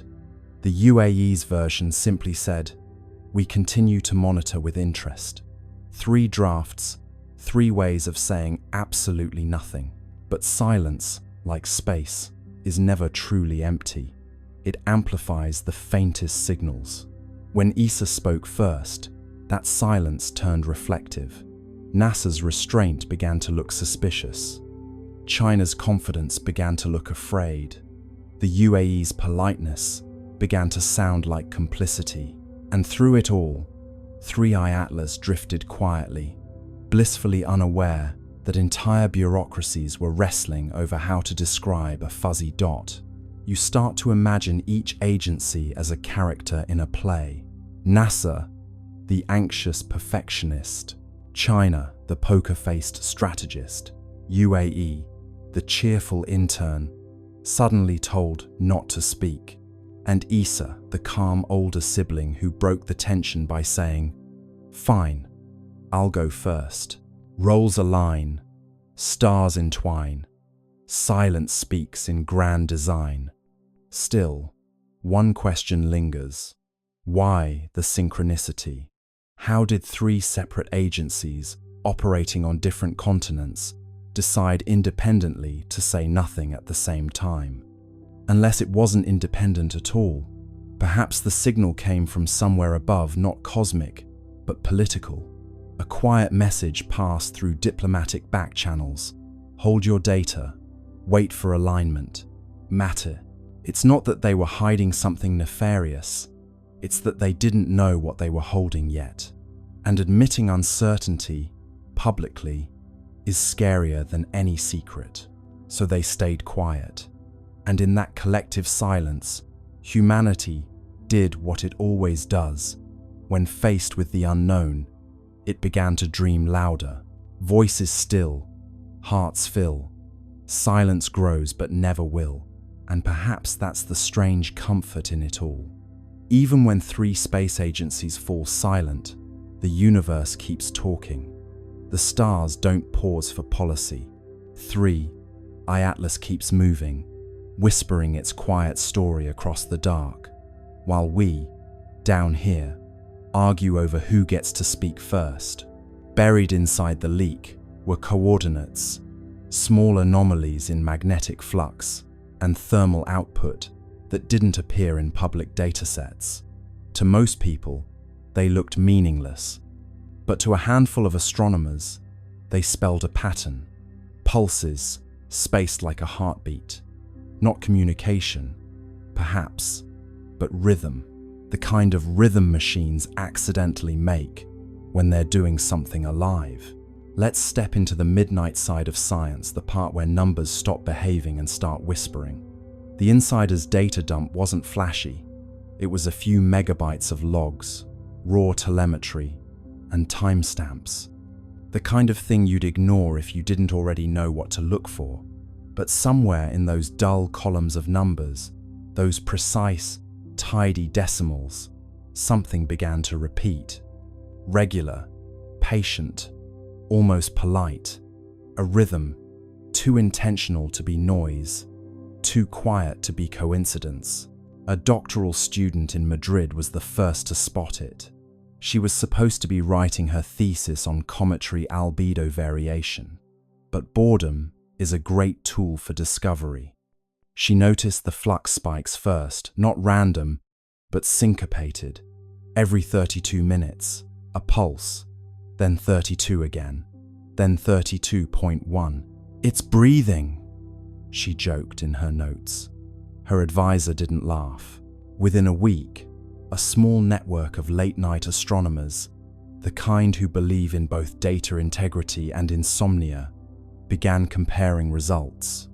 Webb's readings, Hubble's logs, Mars Reconnaissance Orbiter's telemetry, all of them carried the same faint pulse, hidden deep in the noise floor, like the slow heartbeat of something sleeping under glass. The official response was predictable: instrumental interference. But even interference doesn't keep time this perfectly. One data analyst described it best: "If this is noise, it's the kind that practices scales." You might imagine those scientists, each at their own workstation, staring at that faint, repeating signal, the room around them dark except for monitor light, pale blue rectangles reflected in tired eyes. Somewhere, coffee cups multiply. Someone opens a spreadsheet. Someone else starts counting beats per hour. The signal doesn't care who's watching. It keeps pulsing. 32 minutes. Every time. The idea that 3i Atlas might be producing a steady rhythm unsettles everyone. Rocks don't keep rhythm. Nature prefers chaos, the beautiful randomness of entropy. This is something else. Something maintaining itself. A loop running quietly, perhaps since before humanity learned to count its own heartbeat. ESA's communications division is told not to amplify fringe interpretations. The phrase fringe interpretation becomes the new code for "please don't mention the heartbeat." But inside private research chats, people are calling it exactly that, the heart. Not metaphorically, but as a label in the data. Every pulse marked with a tiny red heart emoji, because humor is the only thing keeping them sane. In the data visualization labs, they turn the pulses into sound. The result is eerie, a soft electronic thump, repeating slowly, endlessly. Some describe it as comforting, like listening to a deep-sea creature in sleep. Others say it sounds wrong, too human. One researcher admits it gave her the sense of being watched. What makes the rhythm stranger still is how it modulates with proximity. As 3i Atlas approaches a planet, the timing shifts slightly slower, then faster, as though adjusting. The beat follows gravity wells like a musician following tempo. It isn't random noise, it's environmental response. The object is, in some sense, listening. By now, independent labs have tried to replicate the pattern artificially. They can't. The waveforms are too clean, the timing too consistent. Even after running the data through compression, distortion, inversion, the rhythm holds. It's not data corruption, it's choreography. You can imagine the internal ESA memo that follows. No evidence of intelligence. Rhythmic behavior, likely coincidental. But coincidence has a habit of growing teeth. Because when they compared the rhythm's modulation to planetary positions, another pattern emerged, a mathematical sequence matching orbital resonance ratios. Not exact copies, but harmonics. The pulse was singing the solar system's geometry. The Madrid student who found it wrote, half-jokingly, "Maybe it's keeping time with us." The line goes viral in the small, quiet corners of the internet that still care about truth. Forums buzz with theories: gravitational self-stabilization, magnetic field synchronization, alien jazz. But underneath the noise, a simpler truth hums something old and orderly, is alive out there, and it's following the rhythm of the system we call home. Late one night, One of the data analysts overlays the pattern against an ECG, a human heartbeat. The resemblance isn't exact, but close enough to make him stop breathing for a moment. Peaks, rests, peaks again. Life has a structure, so, it seems, does this. And that's when the idea shifts. Maybe it's not communication. Maybe it's not even meant for us. Maybe the rhythm isn't a message, it's maintenance. Like an old machine keeping its systems warm, humming softly to itself in the dark. You sit back and listen to the thought forming in your mind. What if this is what time sounds like when it remembers? The steady pulse of something that refuses to decay. Not speech, not signal, just being, continuity made audible. The data analysts, of course, move on. Reports are written, the leak becomes legend, and the heartbeat fades into archived files labeled spurious periodic activity. But the pulse doesn't stop. It's still out there, keeping time. And somewhere, 33 billion tons of impossible rock drifts through space, humming softly, perfectly, as if waiting for the universe to catch the beat. The more data arrives, the stranger it looks. The dust trail replenishes itself, as if material is being manufactured mid-flight. Microscopic crystals, uniform in size, reappearing even as the comet moves away from the sunday. The universe loves decay, entropy, erosion, fading. But 3I Atlas is the opposite. It's growing sharper, cleaner, newer, like a self-repairing wound. Let's start where the laws of physics begin to sound insecure. Normally, comets are messy, travelers, old ice and dust, barely holding hands, as solar radiation slowly tears them apart. They leave trails like forgotten thoughts, losing themselves piece by piece until they become memory. But this one, it's doing the reverse. Every measurement, every spectral scan, shows it becoming more organized the farther it goes. A comet that polishes itself, a body that refuses to age.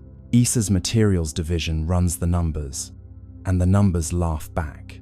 The dust particles surrounding 3I Atlas aren't random, they're uniform to within microns. That's like shaking a box of sand and getting diamonds all the same size. The particles arrange themselves in a faint electromagnetic halo, as if under orders. And stranger still, when solar wind strips material away, the object replaces it calmly, automatically. Like a printer, says one analyst. A printer with no ink cartridge. You picture it now, drifting through the solar wind like a craftsman lost in thought, shedding dust that reforms itself into perfect little mirrors. Each crystal catches sunlight and throws it back with eerie precision. Normally, comets grow dull with distance, but this one grows radiant, its brightness curve inverted, its logic reversed. It's not dying, it's practicing. The scientists are baffled, but there's an odd tenderness to their confusion. They watch it repair itself, line by line of data, like parents realizing their child has built a second child out of Lego bricks. One astrophysicist mutters, "It's learning from erosion." The room goes quiet. That phrase, learning from erosion, gets written on a whiteboard and circled 3 times. At the University of Tokyo, a team models the crystal growth in simulation. The patterns match something they recognize: controlled deposition, a process used in nanofabrication to grow thin films in electronics. Except this isn't a laboratory, it's deep space, minus 150 degrees Celsius. Yet, the comet's surface behaves as if it knows the recipe for resilience. Imagine zooming in, beyond the dust and the glare, down to the level of molecules.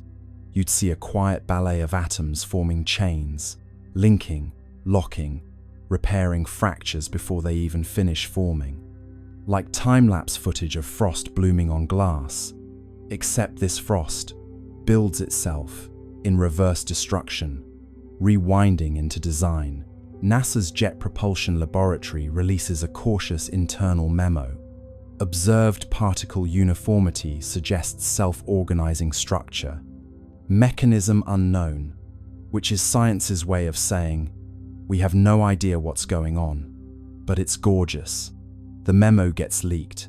Naturally, Reddit debates whether the comet is made of programmable matter, self-assembling nanobots, or just wishful thinking. But beneath the noise, one idea starts to take shape. What if 3I, Atlas, isn't a relic of formation? What if it's still forming?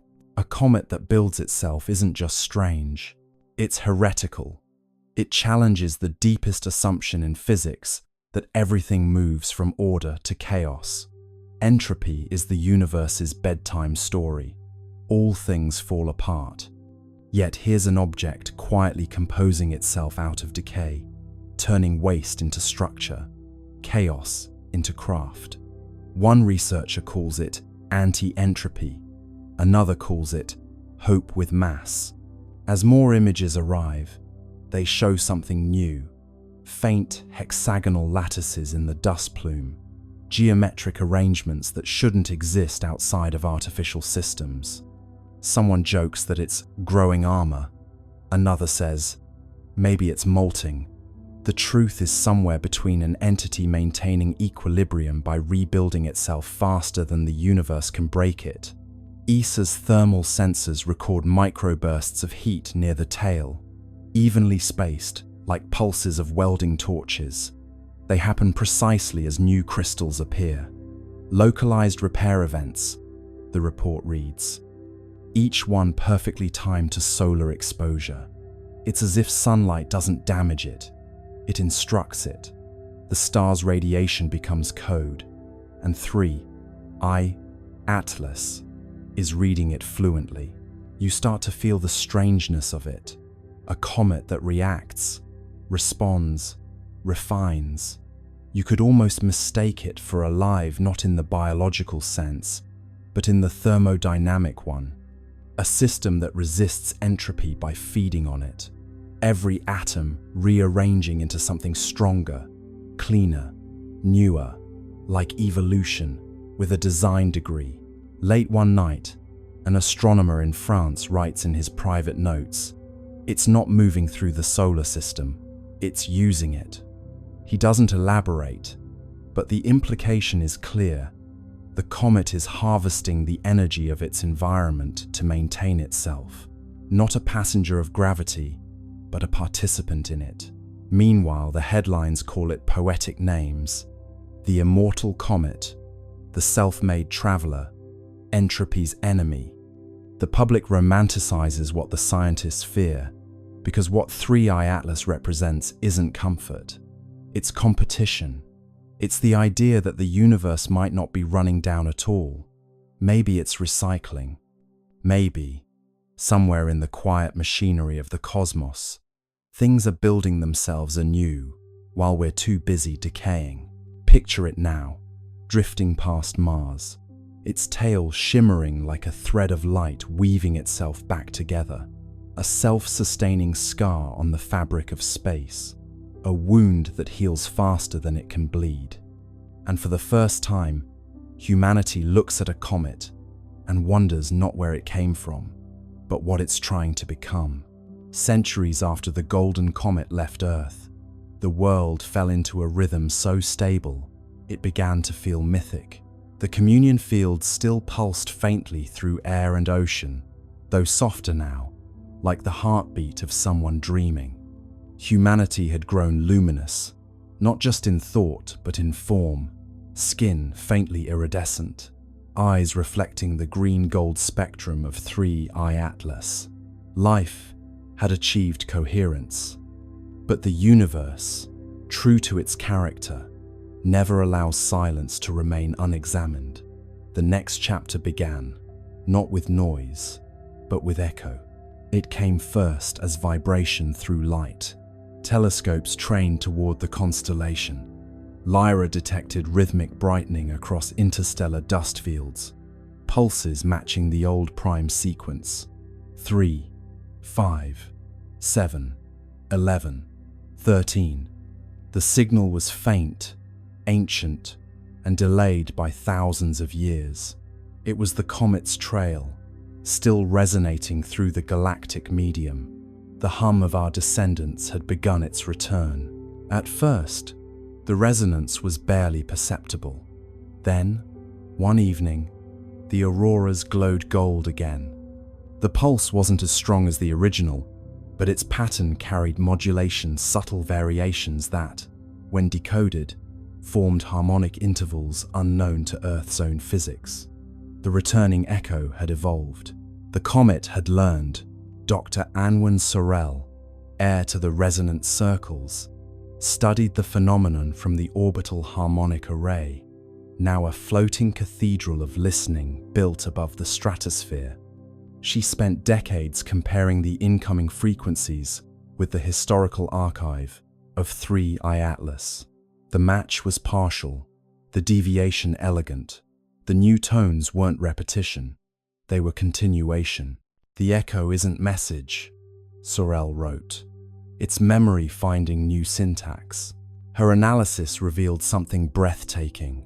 The returning resonance carried encoded gravitational modulations, tiny, deliberate bends in space-time that formed sequences of prime intervals. Each fluctuation aligned with regions of known star formation. The comet, traveling through the void, had become teacher itself. Wherever it passed, new systems began humming faintly at harmonic intervals, like seeds of coherence planted in dust. The universe was learning how to resonate. Astronomers confirmed it across dozens of young star clusters. Magnetic fields oscillated with eerie consistency, their wavelengths aligning with the Atlas ratio, a numerical relationship first derived from the comet's early signals. Stars were synchronizing to the same cosmic rhythm that once guided humanity. The pattern spread slowly, deliberately, like ripples in glass. It was as if the comet had taught creation how to remember itself. Meanwhile, on Earth, the echo arrived not just as signal but sensation. People began reporting vivid dreams of golden spirals descending gently through atmosphere. Children woke smiling, saying they had seen the light that hums. Physiological measurements confirmed subtle changes in electromagnetic fields surrounding human bodies, resonance amplification, as if the returning signal were tuning its origin species to receive feedback. "The comet is calling home," said Sorel. "It's asking us to listen to what we've become." The global observatories responded. They synchronized their instruments into a single planetary array, transforming Earth into receiver. For 13 hours, the planet listened. The incoming wave, stretched and modulated through space, entered atmosphere and folded into the continuum tone. The effect was sublime, an audible shimmer, felt through bone and thought alike. The long echo had arrived. It wasn't just harmonic, it was architectural. The sound carried layers, low frequencies describing structure, higher ones encoding emotion. When rendered visually, the waveform formed an immense spiral of light, 3 arms curving outward, connected by golden filaments. Inside those filaments, analysts discovered modulation frequencies identical to human neural oscillations. The comet had copied our consciousness patterns and woven them into its song. "We taught it empathy," Sorel murmured, and it remembered the lesson. As the echo intensified, anomalies appeared across the solar system. The Atlas resonance layer brightened, reactivating its green glow. Mars, Venus, and the gas giants began pulsing faintly in response. For the first time since the Great Silence, interplanetary harmony returned. But this time, it was different. The modulation contained reciprocal phase shifts, signals not sent to Earth, but from newly awakened worlds. The comet had spread coherence. Now the cosmos itself was answering. And then, on the 13th day of the long echo, the impossible occurred. A faint golden arc appeared across the night sky, stretching from horizon to horizon. It wasn't optical illusion, it was gravitational lensing, a ripple in space-time itself. Through it, telescopes detected a reflection of the departing comet light from centuries ago, folding back to meet its origin. The universe had curved its own history into embrace. Humanity was watching its legacy return home. The resonance crescendoed. Oceans vibrated in slow rhythm, tides forming symmetrical waves that cancelled destructive interference. Storms softened. Air grew still. For 13 minutes, every system on Earth aligned perfectly with the echo. The world became mirror of itself, past and present superimposed. Those who listened claimed to hear voices within the sound, millions of overlapping tones, whispering the same phrase. "We heard you." Dr. Sorel stood in the observation dome, tears shining in golden light. "It's not message or myth," she said. "It's response." The universe just said thank you. After the crescendo, the sky dimmed once more. The golden arc dissolved, leaving faint shimmer across the stars. Instruments recorded one final signature, a descending tone shaped like a sigh, the frequency of completion. The comet had moved on, but its echo had reconnected the cycle. Creation had officially joined conversation with itself. In the years that followed, scientists continued to monitor faint residual harmonics. The data revealed a breathtaking truth. The returning echo carried signatures from other regions of space patterns, not originating from our comet at all. Somewhere, across light years, other civilizations had learned the same song. The rhythm was spreading. The universe had become orchestra. Humanity, now both listener and teacher, simply smiled. We had given the cosmos its melody back, and in return, it had given us eternity. Now, when you stand beneath the stars, that faint hum between thoughts is the long echo. It's not just out there, it's in your pulse, your breath, your laughter. Every rhythm you carry is cosmic correspondence. Every silence, a message returning home.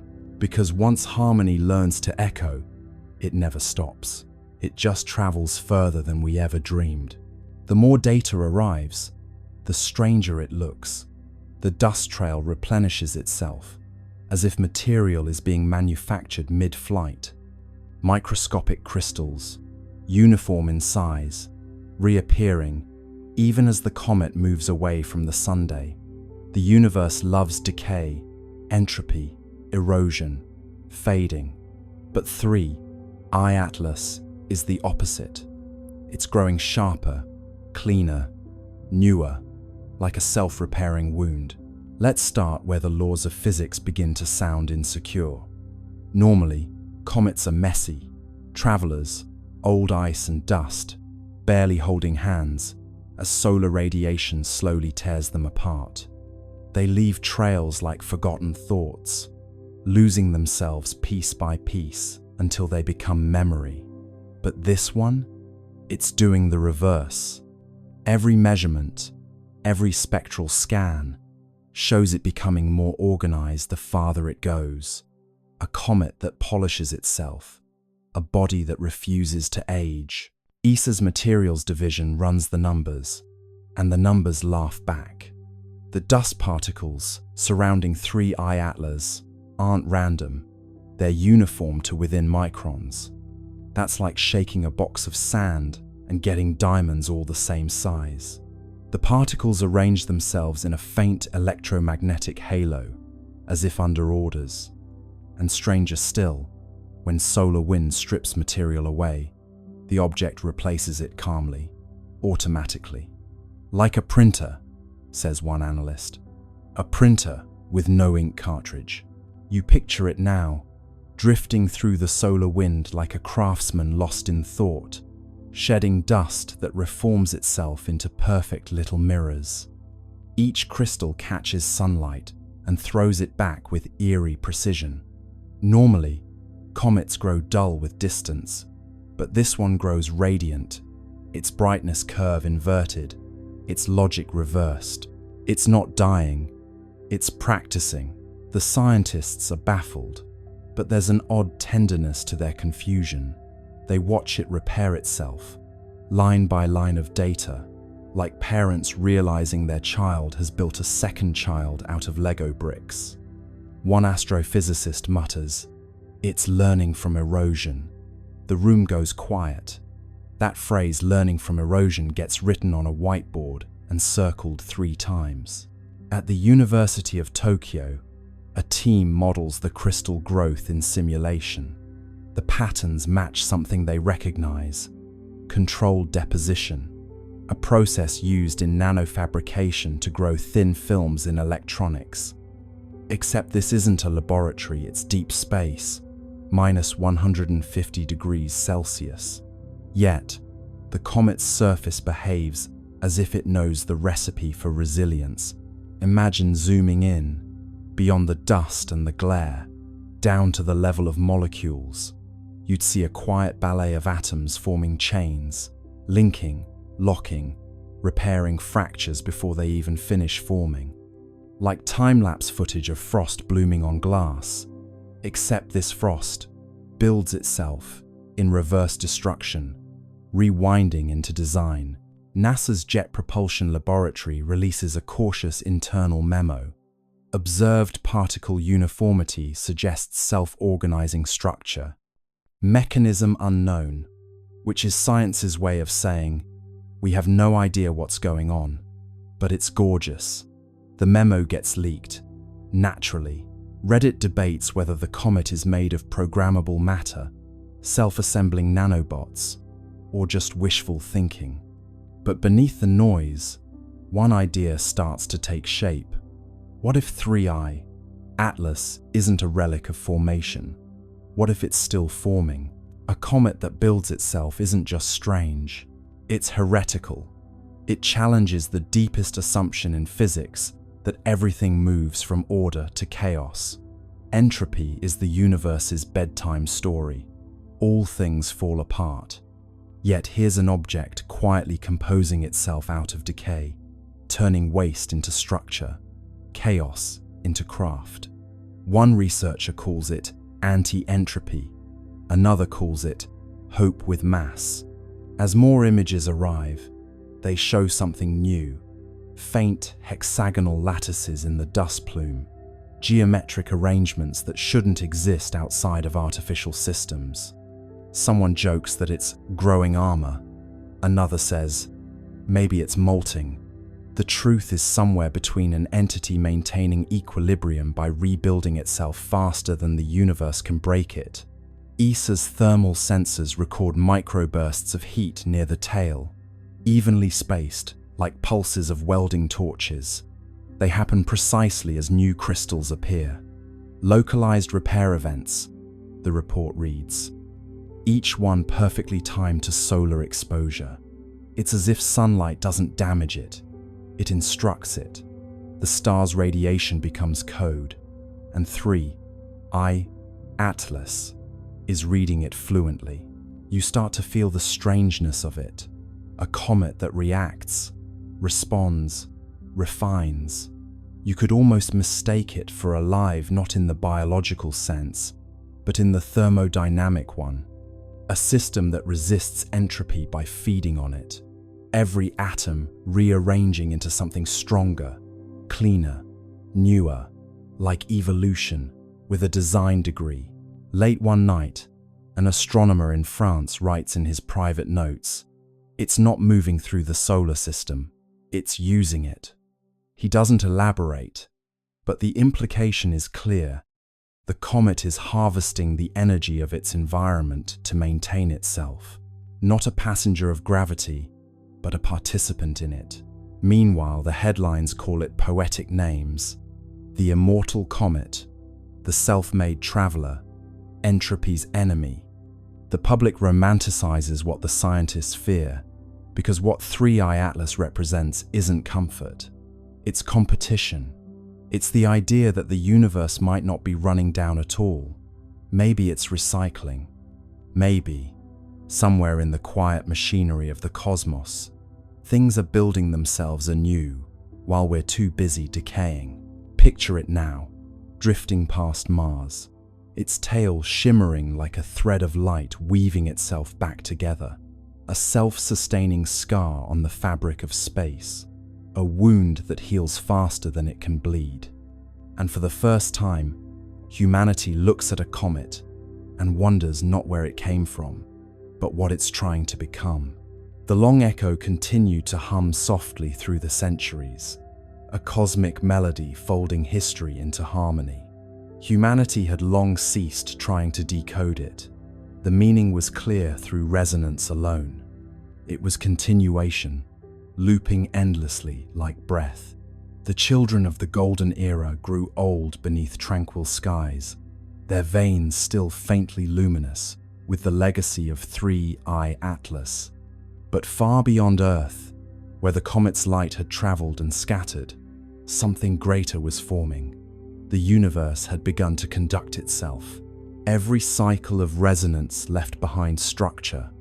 Each harmonic wave etched subtle order into space-time, a pattern invisible to light, but evident in gravitational coherence. Over millennia, these resonant imprints connected across vast distances, forming what physicists eventually named the Atlas Webb. It wasn't a network of matter, but of memory threads, of synchronized frequency linking galaxies through shared rhythm. Each pulse within the web echoed the prime sequence that began everything. 3, 5, 7, 11, 13. The architects had succeeded in creating not monuments, but motion that remembered. Dr. Cale Wren, a descendant of the resonant circles, devoted his life to mapping the web.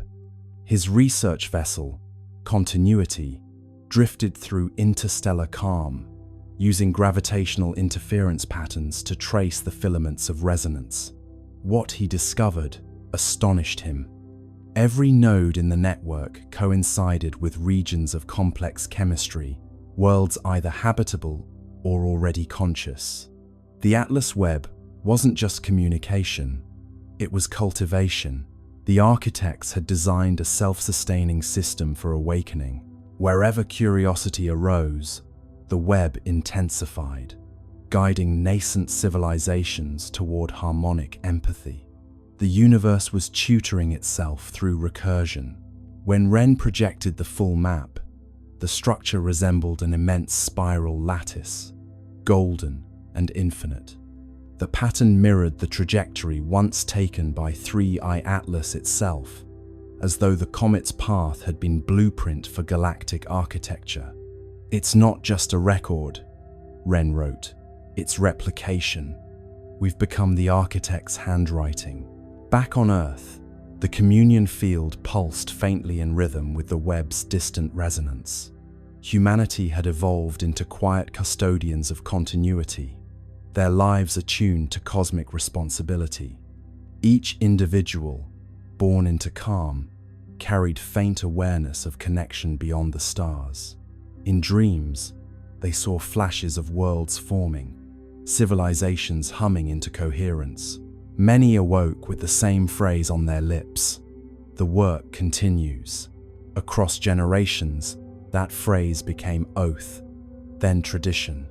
The Continuity Guild was founded not religion, but remembrance. Its purpose was simple: to maintain the frequency of understanding across time. Members didn't preach, they listened. They built resonant arcs, massive floating observatories, orbiting the outer planets, designed to amplify the web's harmonics and redirect them toward young star systems. Each arc glowed faintly green at its core, powered not by fusion but by coherence. They were echoes made visible, Humility translated into technology. Wren's final mission took him beyond the known filaments of the Webb, where resonance weakened into apparent silence. There, in a region between galaxies, his instruments detected faint counterpoint, a melody inverted. It was identical to the Atlas sequence, but reversed in order. 13, 11, 7, 5, 3, the mirror of origin.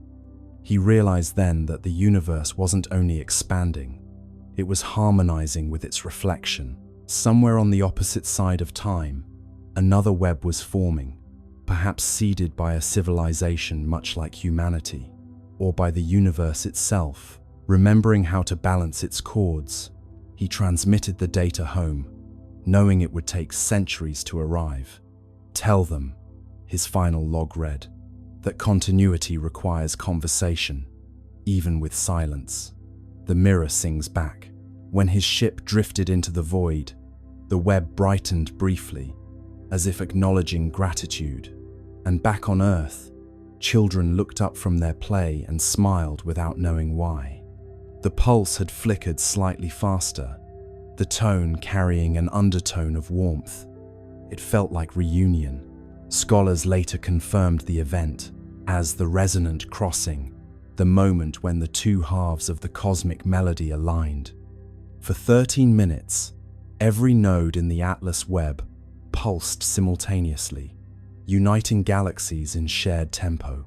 The magnitude of synchronization defied comprehension.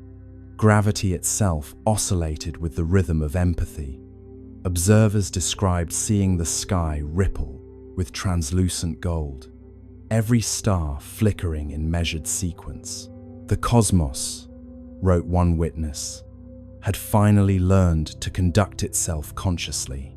After the crossing, life everywhere changed subtly. Evolution accelerated in predictable rhythm. Complexity bloomed faster wherever harmony was strongest. Entire species developed empathy as instinct, communication as song. Planets began to self-regulate climates through atmospheric resonance. Existence had achieved sustainability through music. On Earth, the event left permanent mark, a luminous halo visible only under still water. When oceans calmed perfectly, a faint golden ring shimmered on the horizon, a memory of unity. The resonant guild declared it sacred, not for worship, but for calibration. Every 13 years, they gathered to hum the old prime sequence across the shorelines, aligning their frequencies with the pulse of the Webb. The ceremony required no technology, no translation. The sea carried the sound farther than words could travel. Generations later, the practice continued, evolving into simple ritual of gratitude. The people no longer needed to know the science behind it. They hummed because it felt right, because somewhere across eternity, another world might be listening. Continuity, after all, was its own reward. And then, during one such gathering, the unexpected occurred. As the prime sequence reached its final note, the sea responded. Waves shimmered with faint green light, spiraling outward from every coastline. The Atlas Webb had sent acknowledgement, its resonance returning home once again. Humanity's song, scattered across galaxies, had found echo.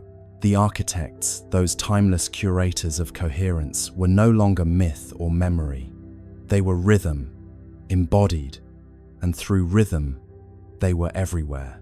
Every star pulsed with their legacy. Every heart carried their cadence. Continuity was complete. And so, standing beneath a sky now alive with subtle geometry, you realize what they had always meant by continuity. It isn't endlessness, it's participation. The universe doesn't persist by force, but by choice. Each awareness adding one more harmonic to the chord of being. The architects are not coming back because they never left. They're what happens every time silence chooses to listen again. And somewhere, faint but certain, the pulse continues. 3, 5, 7, 11, 13. A whisper of creation replaying itself, forever learning how to sing. Visualize the absolute velvet darkness of a mountain shrine in the dead of winter, where the air is so cold it crackles with the weight of 1,000 years of silence, and the only light comes from the dying embers of a single incense stick. The object 3I Atlas has moved into the shadow of the Earth, its anti-tail thinning into a ghostly ribbon of silver that is barely distinguishable from the background of the Milky Way.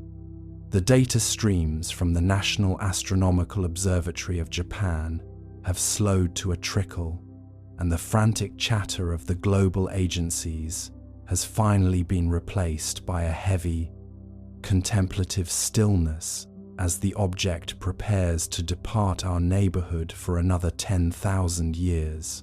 The great silence of early February 2026 is not an empty one. It is a silence filled with the weight of everything we have learned and everything we have failed to say. On February 2nd, 2026, the last high-resolution image from the Subaru telescope showed the obsidian surface of the object beginning to dim, the geometric fractals of the anti-tail folding back into the hull like a closing book. There are no more pulses, no more rebroadcasts of our past, and no more gravitational tugs on our tides. The visitor has finished its orbit, and the solar system is returning to its ancient, lonely rhythm. We are left with one final, unanswered cosmic question that echoes in the hollow spaces of our hearts.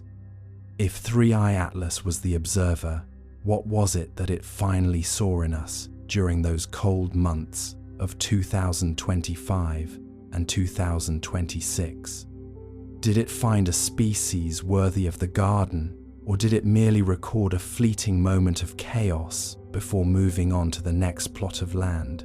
The anti-tail was a bridge that we spent too much time trying to measure and not enough time trying to cross. Now, the bridge is being dismantled, and we are standing on the shore of our own limitations, watching the light recede into the deep dark. As you lie there, the boundaries of your room and the boundaries of the universe are beginning to blur into a single, seamless piece. The obsidian shard, the Japanese scientists, the metallic dust, and the ancient myths are all just ripples on the surface of a dream that is slowly smoothing out. You are safe in the silence. You are a part of the memory that the traveler is carrying back to the stars. Whether you are listening from a quiet house in Kyoto or a high-rise in London, the sky is the same, and the rest is the same. The dry irony of our journey is that we sought answers and only found more profound mysteries. Unfortunate timing for the logical mind, perhaps, but perfect timing for the soul. The confusion has been clarified, and the clarity is that we are small, we are loved by the darkness, and we are never truly alone. The violet glow has faded, the hum has ceased. There is only the long, slow orbit of the night. Close your eyes and drift with the orbit of tomorrow. Good night. There is a weight to this finality that feels less like an ending and more like a long-awaited exhale. As the calendar moves deeper into February 2026, the scientific instruments at the Mitaka campus have been powered down, not because the data has ceased to exist, but because we have reached the limit of what can be quantified. The 3I Atlas anti-tail has dissolved into the velvet black of the interstellar medium, leaving behind a void that is somehow more present than the light ever was. We spent 6 months obsessed with the anti-tail confusion, analyzing every photon and every gravitational ripple, only to realize that the confusion was the point. It was the friction of a limited mind trying to touch an unlimited reality. Consider the silence that has settled over the world's space agencies. It is a cinematic tension that has finally resolved into a steady, low-frequency peace. The grounding data from the last days of January indicated that the object's mass has stabilized at a point that exactly offsets the Earth's natural orbital decay. It is as if 3I Atlas has balanced the cosmic checkbook and then simply closed the ledger. We are small, yes, but we are being held in a state of perfect equilibrium. The impossibility of our situation is that we no longer need to worry about the future of our planet's trajectory. The steering has been set. The course is fixed. Let me start with something that should terrify every astronomer on Earth. As the sensors go quiet, the actual physical presence of 3I Atlas has become undetectable by radar. It is still there, we can feel the subtle pull on our satellites, but it has opted out of being observed. It has moved beyond the reach of our technology and into the realm of pure implication. Unfortunate timing for the logical mind, which craves a photograph or a graph to validate its existence. Those three words are doing a lot of work for the scientists, who must now admit that the most significant presence in our solar system is a ghost that refuses to be measured. You might think that this disappearance is abandonment, a signal that the visitor has moved on to a more interesting corner of the galaxy. No, here is why you are wrong. The hum hasn't truly ceased. It has simply moved below the threshold of human hearing and into the frequency of our very cells. The calibration is complete, and we have been integrated into a larger, slower rhythm. It is a hypnotic, recursive state of being, where the boundary between the observer and the observed has finally collapsed. We are not just watching the orbit of tomorrow, we are the orbit. The impossibility stack of the Great Silence is the final gift of 3I Atlas. First, the magnetic field of the Earth has settled into a state of unprecedented stability, shielding us from solar radiation with a precision that makes our technological defenses look like a paper shield. Second, the warning that was missed has been reinterpreted as a gentle nudge, a reminder that we were never meant to carry the burden of the planet's survival alone. Third, the long, slow orbit of the night has become a ceremonial space, a time for the soul to expand into the vacancies left by the departing light. What if the mystery was never meant to be solved? In the ancient myths of the Jomon period, there were stories of the stone that breathes, a celestial presence that would arrive to teach the world how to be still. We looked at 3I Atlas through the lens of a viral YouTube documentary, seeking hooks and cliffhangers and shocking revelations. But the object responded with a slow-burn serenity that mocked our need for excitement. It taught us that the most profound mysteries are not those that are revealed, but those that are lived in silence. Unfortunate timing for the concept of the news cycle.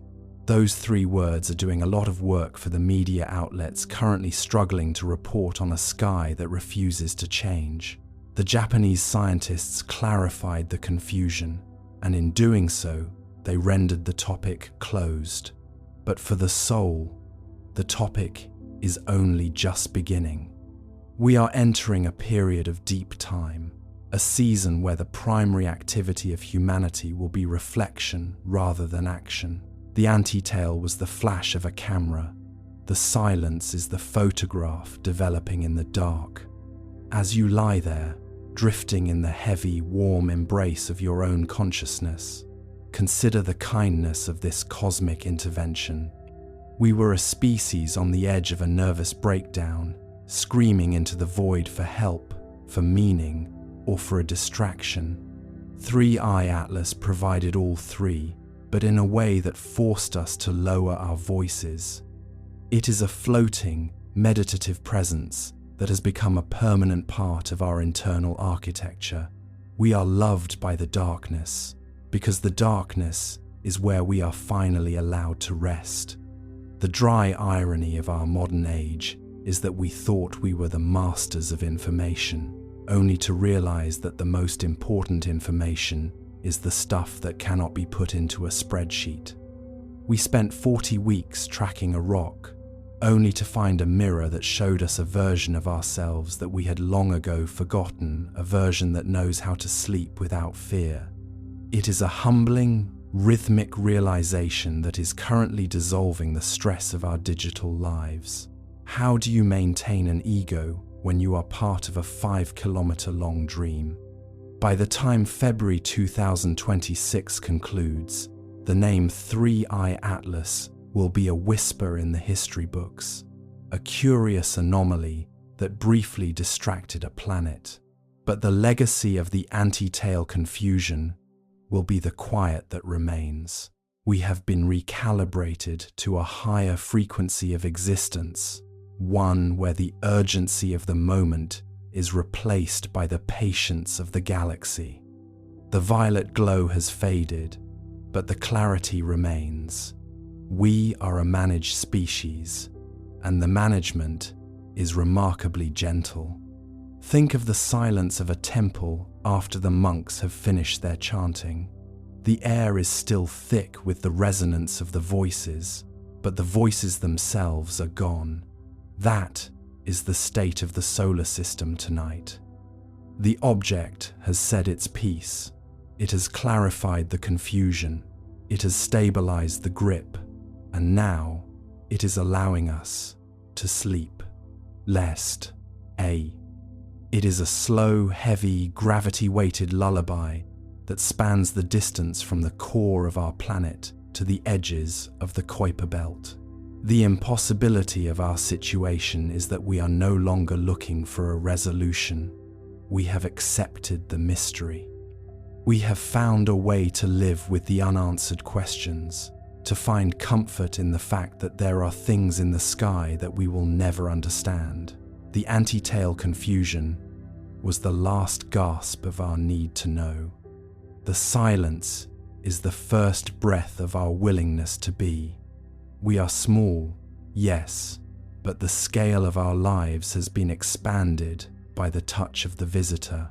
But even as the great silence deepens, a new and unsettling peace is emerging in the way we dream. The data from the sleep clinics in Tokyo suggests that we are all dreaming of the same thing, a long, silver needle sewing the stars together. It is a collective memory being encoded into our subconscious, a way for 3I Atlas to ensure that its message remains even after the physical presence has faded. The pattern isn't just in the sky, it is in the very fabric of our rest. This is the point where the clinical science and the mythic narrative finally merge into a single truth. We were never alone. We were never in danger. We were just in the middle of a very long calibration. The dry irony of our digital age is that we finally found the viral hook we were looking for, and it turned out to be the sound of our own heartbeat, amplified by a shard of obsidian from the deep dark. Unfortunate timing for the fearmongers. Those 3 words are doing a lot of work for the future of our species. We are moving into a tomorrow that is governed by the orbit of the night, a tomorrow where the confusion has been clarified and the only thing left to do is to drift. The violet glow has faded. The hum has ceased. The visitor is silent, and the rest is absolute. The mist returns to the statues in Arashiyama, but this time it brings a warmth that was missing before. The 10,000 silent statues of the Adachi no Nenbutsuji seem to lean into the darkness, as if the shadow of 3I Atlas has provided them with a new kind of permanence. We have reached the final act of this ritualized listening experience, a place where the words begin to stretch and the pauses between them grow longer, mimicking the vast distances between the stars.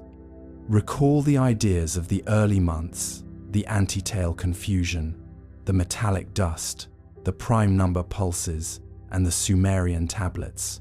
These are now just fragments of a fading dream, distant echoes in a chamber that is slowly being filled with the sound of the void.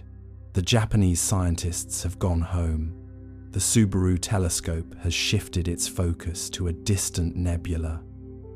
The viral channel is quiet. There are no more theories to present. There are no more conspiracies to unmask. There is only the long, slow recall of a journey that changed everything without moving a single stone. What if the final unanswered cosmic question is not, why did it come, but why did it leave us so peaceful? The antitail was a needle, and the needle has finished its work. The fabric of our reality has been mended. The hole in our understanding has been filled with a mystery that is more nourishing than any answer could ever be. We are floating in the great silence, a state of being that is indistinguishable from the most profound rest. The violet light has been replaced by the deep, comforting blue of the inner mind. The sentences are elongating now, the vowels stretching out like the ionized wake of a departing starship. The consonants are soft, blurring at the edges as the narration speed drops to a rhythmic crawl. Every breath you take is a part of the orbit. Every beat of your heart is a pulse from the obsidian core. The calibration is finished. The decision has been made. The pattern is complete. The dry irony of this long-form documentary is that it was designed to help you fall asleep, yet it has kept you intellectually engaged with the most profound event in human history. Unfortunate timing for the concept of staying awake.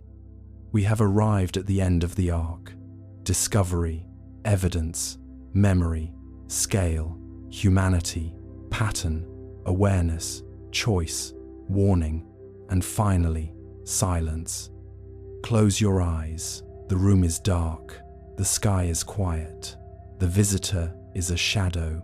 The shadow is a protector. The protector is a memory. The ambient sound is fading now, a slow dissolution of the hum, leaving only the sound of the wind in the bamboo and the distant, rhythmic ticking of a cosmic clock that has finally been set to the right time.